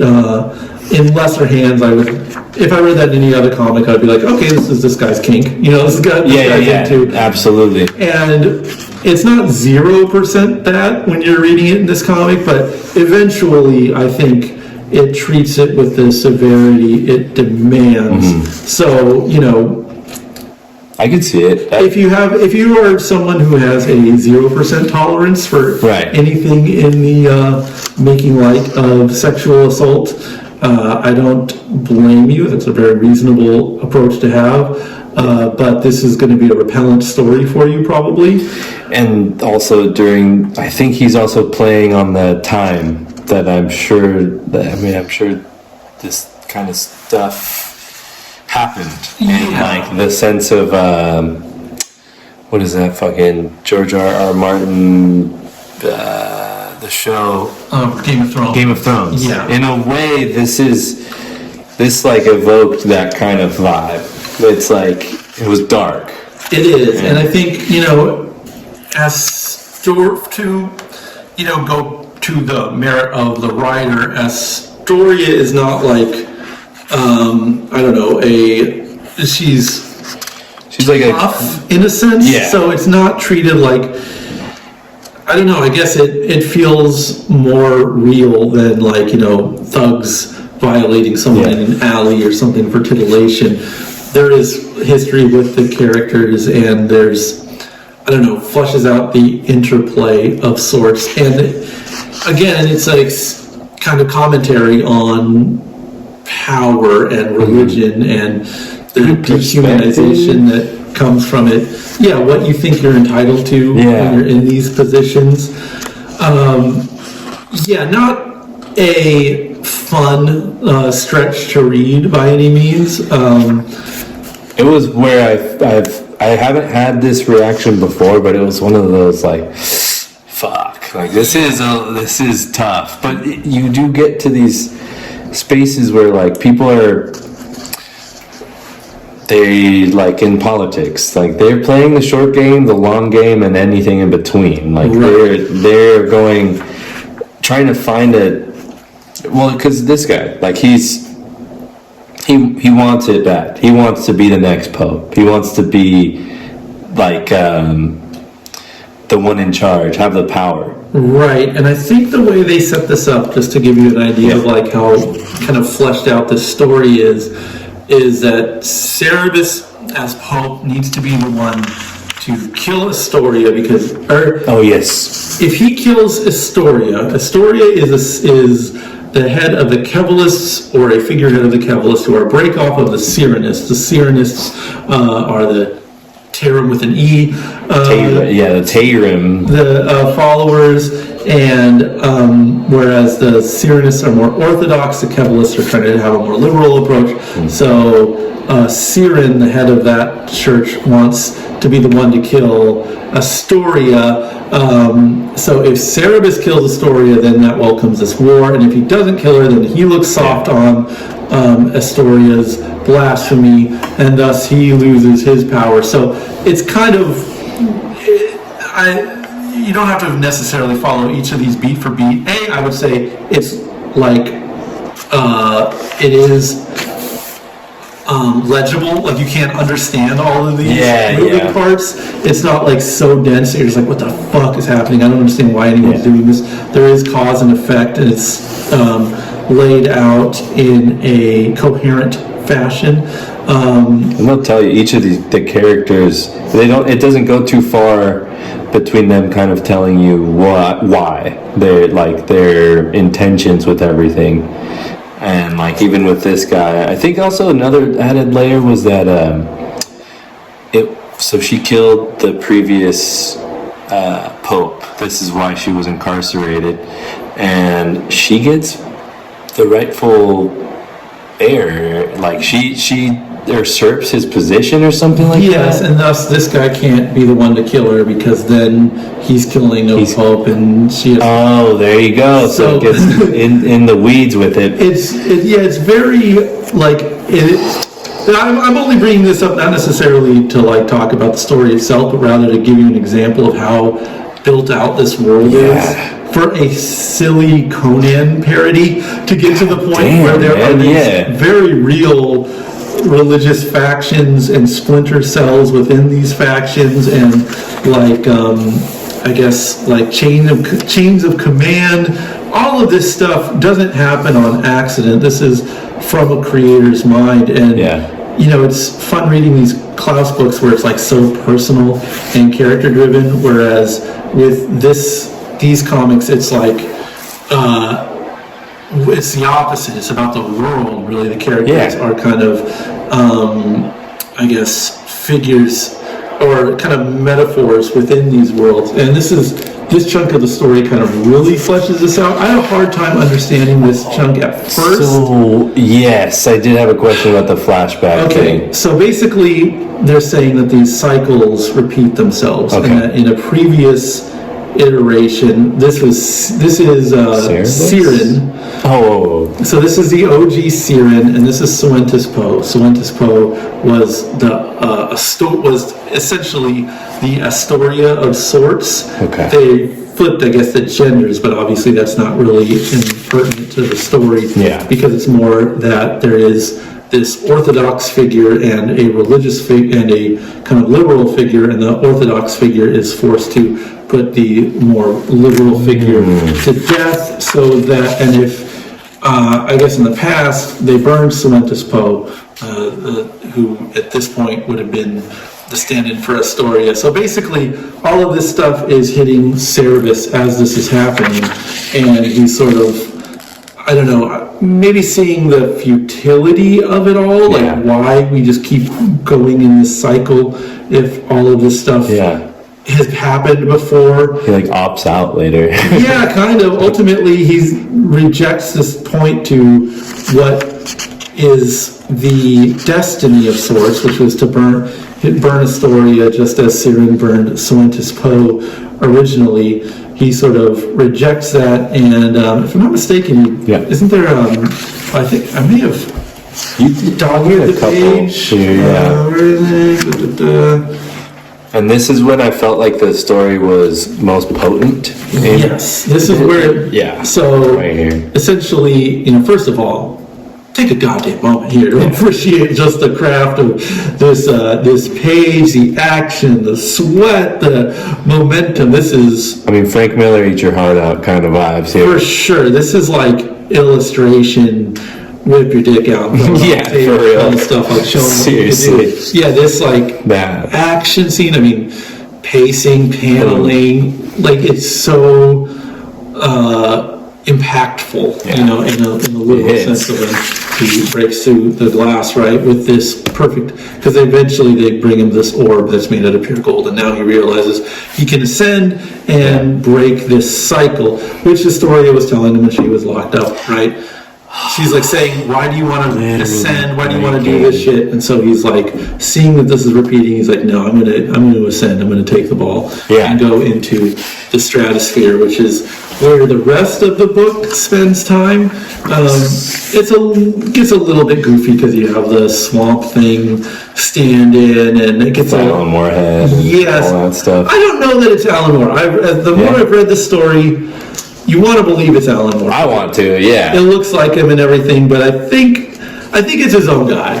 Okay, it's like his own. I think he's just taking the likeness and kind of playing with it, because it doesn't read like Alan Moore. It doesn't, and I don't think. And he'll bring in, like the whole thing with the Moon Roach and Kevich and Charles X. Claremont. He'll, when he wants to talk about a creator, he'll talk about a creator, and that he's aping them. Like, he is definitely putting on their isms, and with that Alan Moore, or that because it's kind of like the Man Thing, Swamp Thing put together kind of thing. I think they're kind of playing off of it as like a trinity of sorts. And, what'd you think about this one? This almost like we're doing the book, we're doing the bit that we did before, right, where you kind of you show Donk in high society at the end, but you tilt the book as you're reading it. I think, to your point, the text bits, which, get used to that, it's not going away. Okay. All right. It's it forces your eye to really turn the page and look in that way, and thus you kind of get to the bit that he's done before, he's done well, but now you're reading the book flipped upside down and back again. Look, I think, is it because we're spinning with Cerebus? The power that the orb that is giving him access to is ascending up, and it's such a bizarre metaphysical concept that you kind of need to push the gimmick. Jeez, look at this Akira style landscape here with the tower ascending into the heavens, which again is this kind of religious ritual that's been done before and failed before, and the idea is that this time around he's gonna get to where he's going. This was my favorite. Okay, let's talk some Flame and Carrot, baby. Okay, this was my favorite so far. Yeah, because this is who drew Flaming Carrot? Bob Burden. And I want to say he's drawing the Flaming Carrot parts and Cerebus is doing the Cerebus parts. He might be lettering it too. Yes, for sure, because it's like... Because it's kind of shitty compared to the Cerebus stuff. It's like shitty lettering. I mean, look, let's bet you, if you're like a, you're a really good-looking girl, you surround yourself with kind of, 6s and under. Yeah, right. A little better. I think maybe if someone could draw his way around Sim, he maybe wouldn't give him the invite to be to tag along. But Flaming Carrot was this was pure collaboration in the sense of like both creators were in that self-published black and white boom space, and both creating difficult comics that were outside of the superhero vein and kind of also outside of the artsy indie comics vein, and so it's a very, very logical pairing.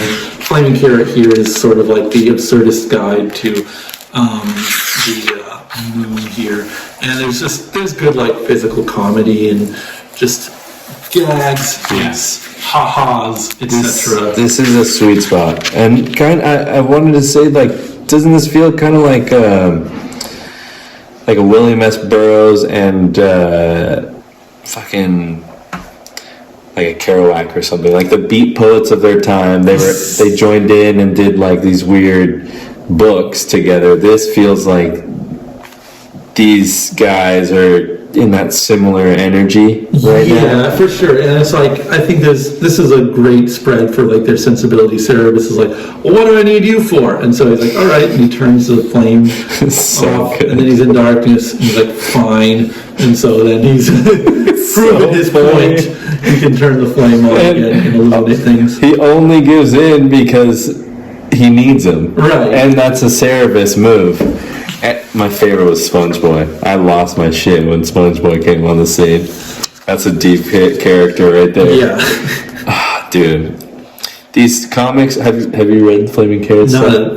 Like, basically, no. I know the character. No fucking sense, man. Yeah. They make no sense. So he's a perfect character to bring in for a non sequitur issue like this, which is also impressive that, like, he's literally on a spiral ascending to the whole...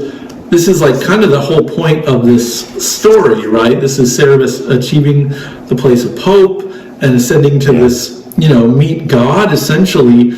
And to sort of sideline you through this, here's the Flaming Carrot showing up for a whole issue of, Looney Tunes style nonsense. But it doesn't kill the momentum at all. It's just... Yeah, it doesn't even feel like it's like a... It's almost like in Alice in Wonderland when the cat shows up, the Cheshire Cat. Just you're diving in, you get a little more details about what's happening in the world, and it's still, the story is still kind of moving along, where it's, like you're saying, it's disorienting, but that's I think the point of this issue, because at this point, no one in this history has gone as far as,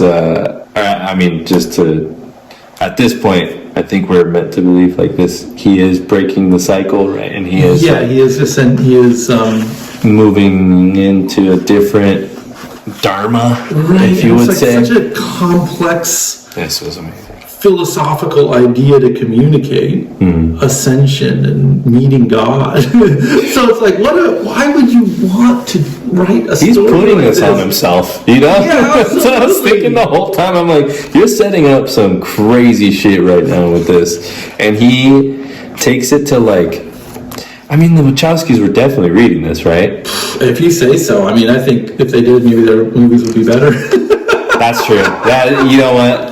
I've seen Matrix Reloaded, brother. You seen Speed Racer, though? Oh, here's our guy right there. So this is why I think we say, or I think it's Alan Moore. Yeah, famously, he wrote them and whatever. And he's got the beard. I believe it was Swamp Thing. I don't think he did. Did he do Man Thing too? I think it was just the Swamp Thing. It's just Swamp Thing. I don't think he did Man Thing. I think that was. I think it's just a guy with a beard. Maybe he's just.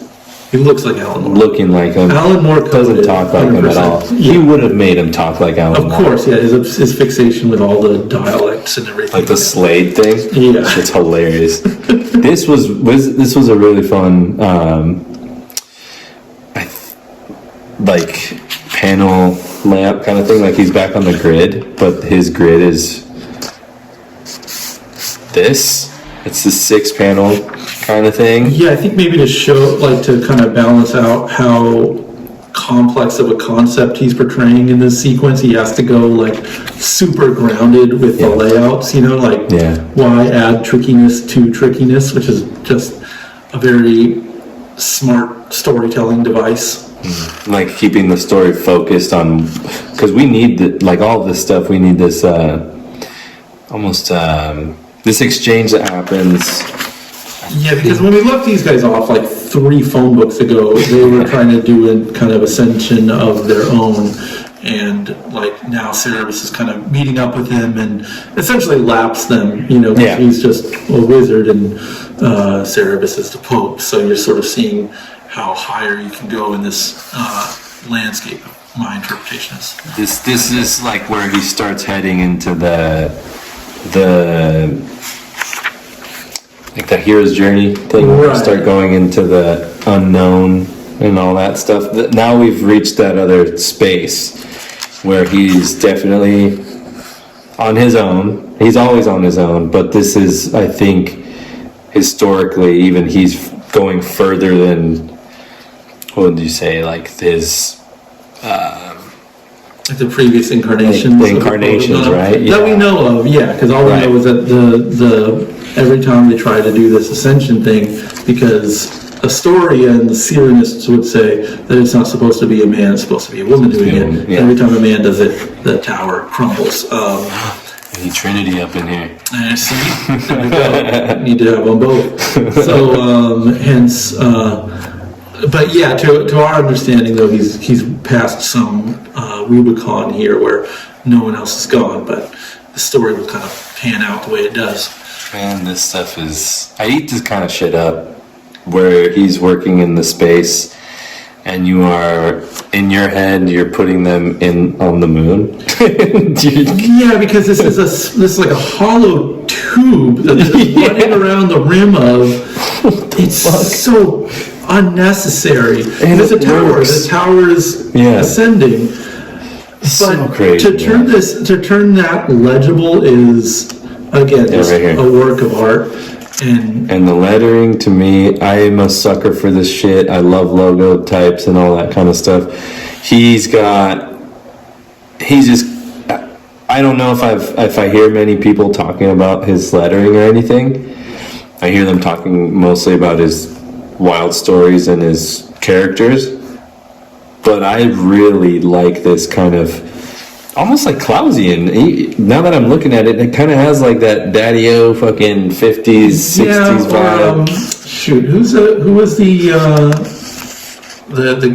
Hunter S. Thompson illustrator? Ralph Steadman. Steadman, yeah, it has kind of that like, I mean, obviously it's not all splattery and everything, but as far as conveying like momentum goes, when he's lettering, he has he'll take it to those kind of exaggerations. He's got that touch, and I think you don't get there without having imagination, or even if you're not thinking about that kind of stuff, you can just copy the big guys. Right, use, now, Jesus, it's fonts, but even then, just, rub on letters or whatever. Yeah. But all of this stuff is just, I mean, it's you're staring at a blank page and you're filling it out, and it is packed out both in backgrounds, in characters, in these screens, in this world. Everything is filled. It's filled to the brim. The characters are real. It is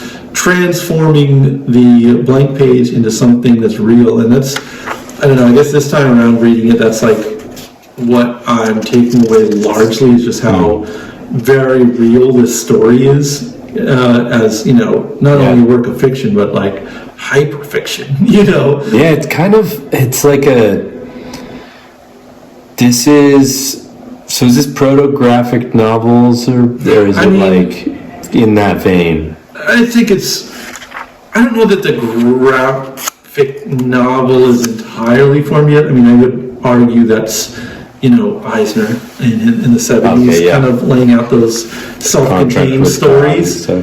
it's hard to call. It's so hard to pin down Cerebus as a story to call this a graphic novel or I mean, it's a trade paperback, right? It's a collection of single issues, but conceptually, I would say like the 300 issue run that's the graphic novel. Yeah. So this is a chapter. This is a chapter. Yeah. Yes. And it's more accomplished than any work you'll see sitting on the shelf, and it does require heavy lifting because you need to. Yeah, you definitely need to. It's not like you need to keep up, because I think he does a great job at like doing that. That like you don't go too far before getting a little background, but he's also not pandering to anybody. No, he knows more about this world than you do, and he's drip feeding you, but he's doing it in a way to where it's fleshed out, and it's that's I don't know, just how he's making this world very real. He's slowly showing you what he knows, and you're just getting inklings of it, and it's, you know, whereas a mystery story is going to be based around like, well, who did it? And the writer is reverse engineering it and showing how the villain hid his contraption. Trying to make it as this is so cool, man. It has Stedman energy, put it that way. I don't think it's a bite in any kind of way, but it looks great. It just looks so good. The I was staring at some of these for a while. I don't know why I'm so into lettering and shit. It's just like I mean, this is Clowes has got it, you know. It's so frenetic. It's beyond like, well, this is 30s style or whatever. It's got its own thing going on. It's not graffiti. It's not anything, but it's cartoony. It's I think it's hard to letter with that kind of just visual appeal as it is to, you know, draw Donald Duck. Have that be appealing or communicate any kind of style visually. Like, letters are, I don't know, I think there's a reason a lot of illustrators just stick to basics. That's like their final boss. They get to lettering and they just fall in love, and just people who just get obsessed with fonts and all that. I think that's like what people who really know illustration love to talk about the most. Yeah. Fonts and lettering and letter styles. It's so interesting, man. It's like, I don't know, maybe it's like the poetry of visual arts. Yeah, it's definitely like just the distilling of pure line. Yeah, in because a way. all of that elements of illustration, character design and proportions, literally and characters, distorting and all that. All of that applies to just lettering, logos, stuff like that. So in a way, it's that kind of final boss obsession of lettering. I think that is just like the raw.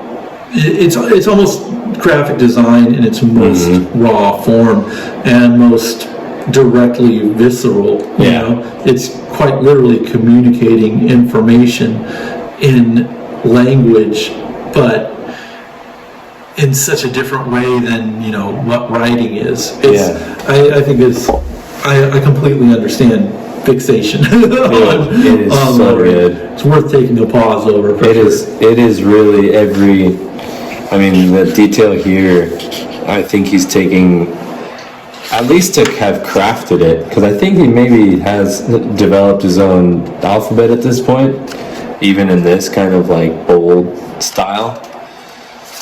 It's just really cool. It's cool that these are the same hands.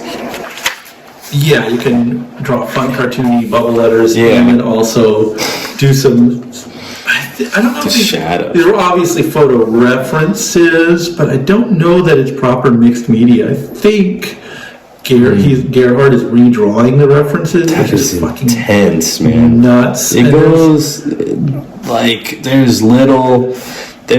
you can tell there's striations and shit in the mounds. It's insane. Yeah, I don't know 100% that it's not just a Xerox background, but it doesn't look like that. It does look like traced over ink. references. Yeah, it looks like charcoal or ink or Oh my something. God, it looks fucking awesome. Yeah, it looks so good. And so this chunk of the story, Cerebus is on the moon, and he's talking to the judge, who's kind of a stand-in for God. Yeah, it's not like him. the Herald or something like that. Yeah, for sure. And he's just kind of asking questions, and we're back again to this premise. Yeah. Or he says, I'm not Tarim, but he's associated with everyone that has been associated with Tarim. Right. In a sense. Yeah, so sort of a mouthpiece of sorts. And the rest of the book is kind of him just explaining the I don't know, the meat of this myth of, I mean, it's a creationist. Why would you use a silly barbarian comic to tell a creation myth of your own devising? I couldn't tell you. This is like, I think he's like explaining Silentis Poe lore, which is like such a smart device. He's talking about it and telling them the story of these battles and the histories, and as he's walking away it gets harder to read, and like Cerebus kind of gets lost, and I think it's just legitimately skating into the void of it all, and catches up with him, and the text gets bigger and bigger, and then he's, you know, in the middle of this story that he's telling about this world. Again, this chunk of the book, there's no, I don't think it's really about character development. I think it is just pure world building and lore. Nowadays, telling you everything that's in his head about Tarim, creating the universe, and the split of, if you want me to tell you this stuff verbatim, couldn't do it. You don't know, haven't committed. Play with Tarim and Tarim and all that kind of stuff. Yeah, he creates the light from the void, and the void splinters off. And then the void is middle. I think the void is Tarim, and then Tarim is the light that exists within the void, and Tarim is in love with Tarim. So, yeah. Look, I'm not telling you that this stuff is easy or memorable or enjoyable. It's just, he's got an idea of it. How many stories have you read where the writer has thought about it to the point where he literally understands where the universe begins? Yeah. And is willing to communicate that? And it comes down to, this is a logical outcome of all of this. And more importantly, I think the experience as a reader, as you're reading this creation myth, you're buying it. I bought it. I'm in. It makes sense in the world that they're talking about. For sure. It gets a little bit scary. Yeah, it's when a little he dark. starts explaining, essentially man wiping itself out with nuclear arms and the future, because I guess it's ultimately unimportant, but the world of Cerebus is our world, just way far in the past. Just a interesting way of seeing it, and kind of ultimately unimportant as far as the characters and everything are concerned.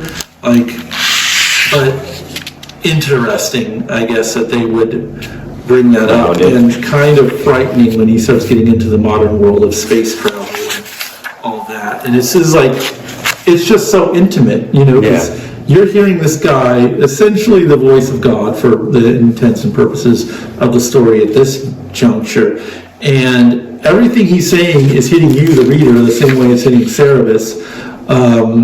And he's talking about the extinction of life on Earth. It's horrifying. It both adds to your edification on Cerebus's world in general, but you're also as confused as Cerebus, having to kind of deal with the weight of everything that he's being told right now. And this part with the when he harnesses the actual ball of energy, and he's telling him it's all suffering. Yeah. It's all just... He's kind of asking how his life is going to end. And mind you, Sim, in his mind, has this whole story written out. So, when the voice of God, the judge, is telling him, you're going to die alone, Dave Sim, as a real person, is telling you, the reader, what he has planned out. as far as storytelling goes. You know, I mean, he's telling him how the story ends. And maybe it ends that way, maybe it doesn't, but it's a heavy thing to think about as an author of a book this massive that takes decades to tell a story. And somewhere in the middle of it, somewhere a quarter of the way through it, you have this omniscient voice telling the main character, here's how your life is going to end, and here's how the world ends, and here's how life ends. And to kind of, I guess, soften the blow to the reader, or create kind of just a curt and satisfying ending, a really satisfying ending for just this insane metaphysical world we've gone on. He's like, if you ever think that you don't deserve what's going to happen to you, just remember your second marriage. Oh shit!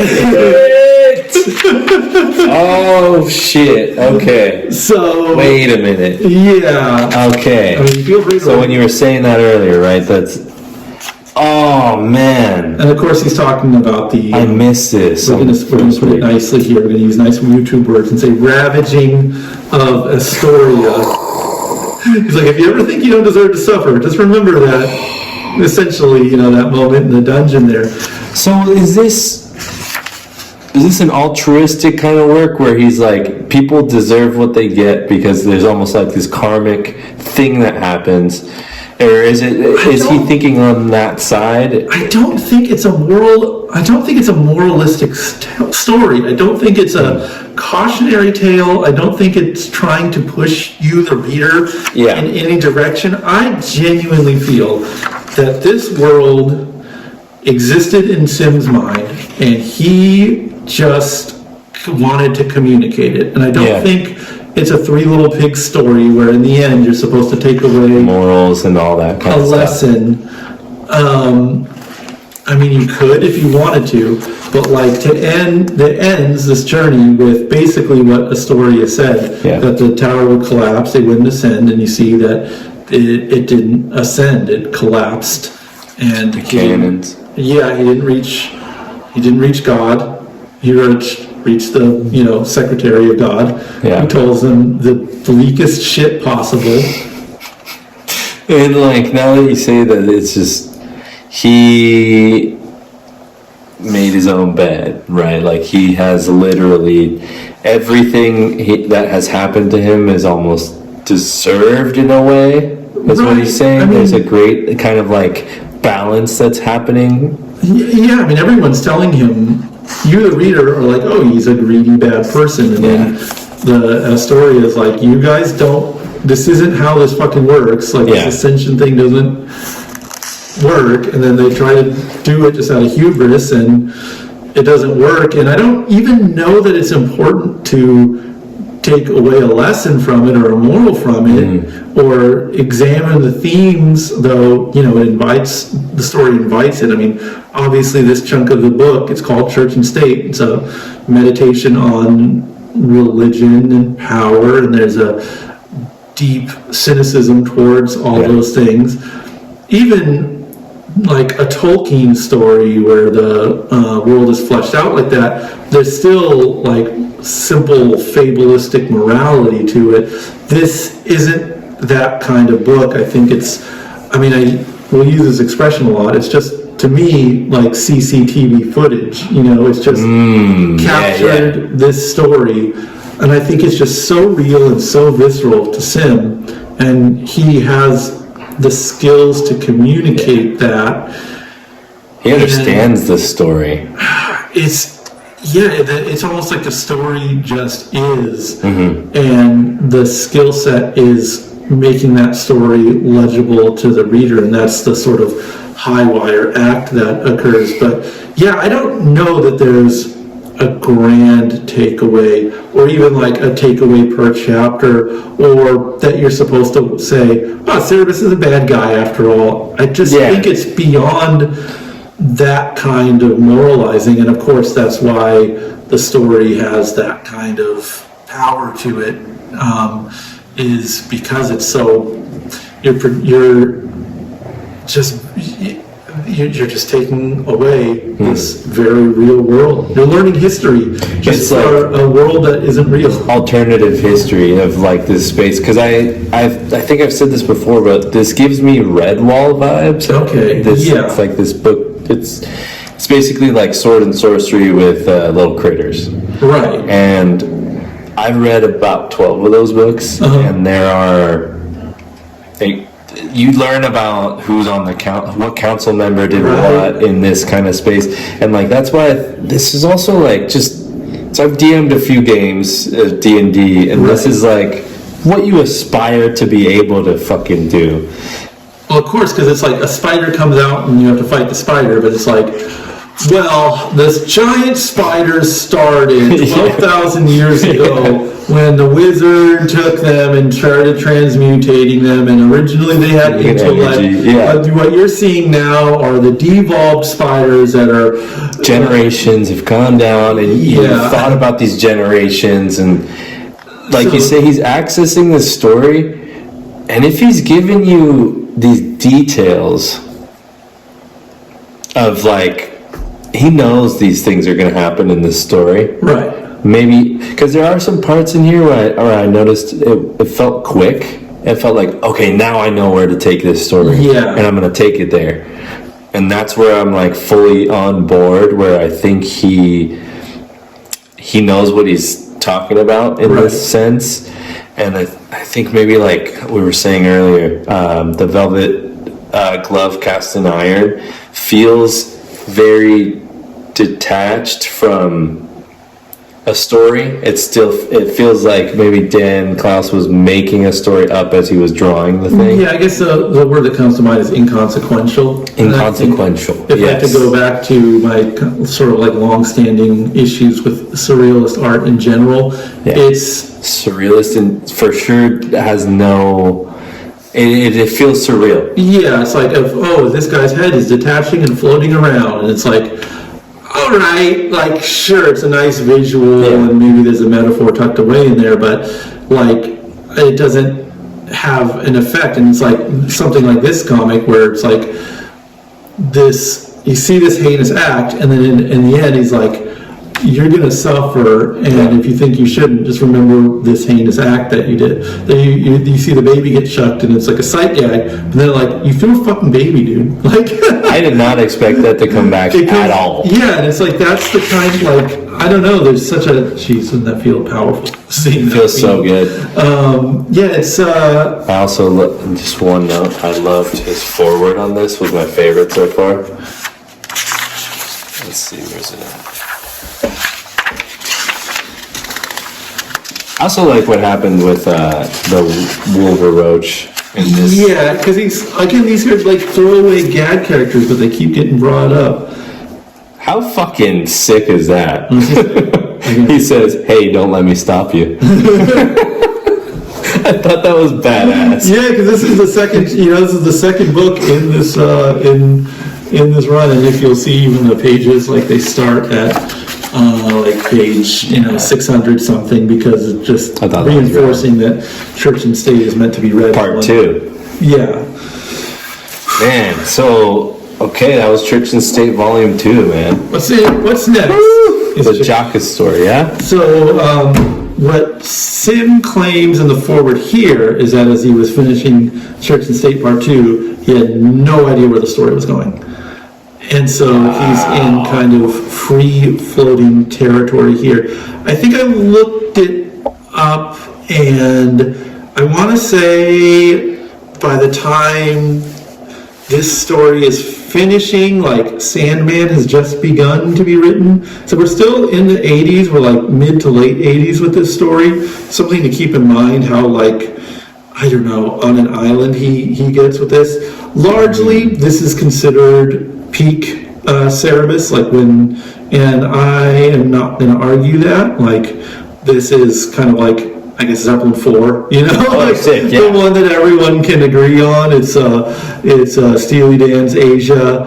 It's a huge accomplishment within the catalog, and it's one of my favorite pieces of work in the whole universe. Sick. I mean, the Church and State is great, but I think this is a more, whereas Church and State, especially the second part, is very world building, it's very lore heavy, it's very metaphysical.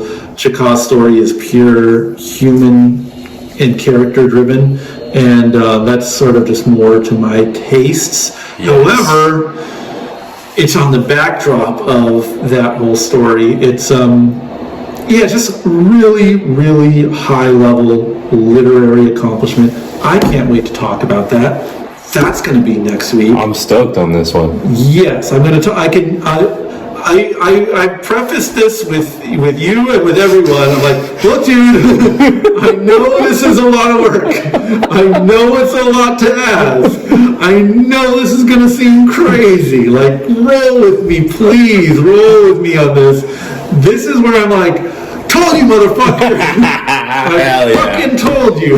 Yeah, dude. And this is where every Cerebus fan is sort of vindicated, because it's like, you know, you get through all that, and that is the backdrop to a quiet little story that is just shakes you to your foundation, and that's what we get to read next week. Wow.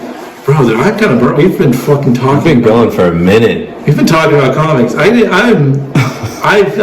don't think there's going to be like 3 people at this point in the video. If you're still out here, please shout us out. Let's say what's a crazy ass word you want to quote them? What is it? Give us say I'm a super champion. If you're a super champion, put it in the comments so we know you're a super champion from Dr. Infinity's the whole world. Yeah, so from the Dr. Infinity silly books comes the super champion. So all you super champs out there, keep on fighting. Yes, and we'll see you guys next week. I'm gonna say it at ease. Jesus Christ.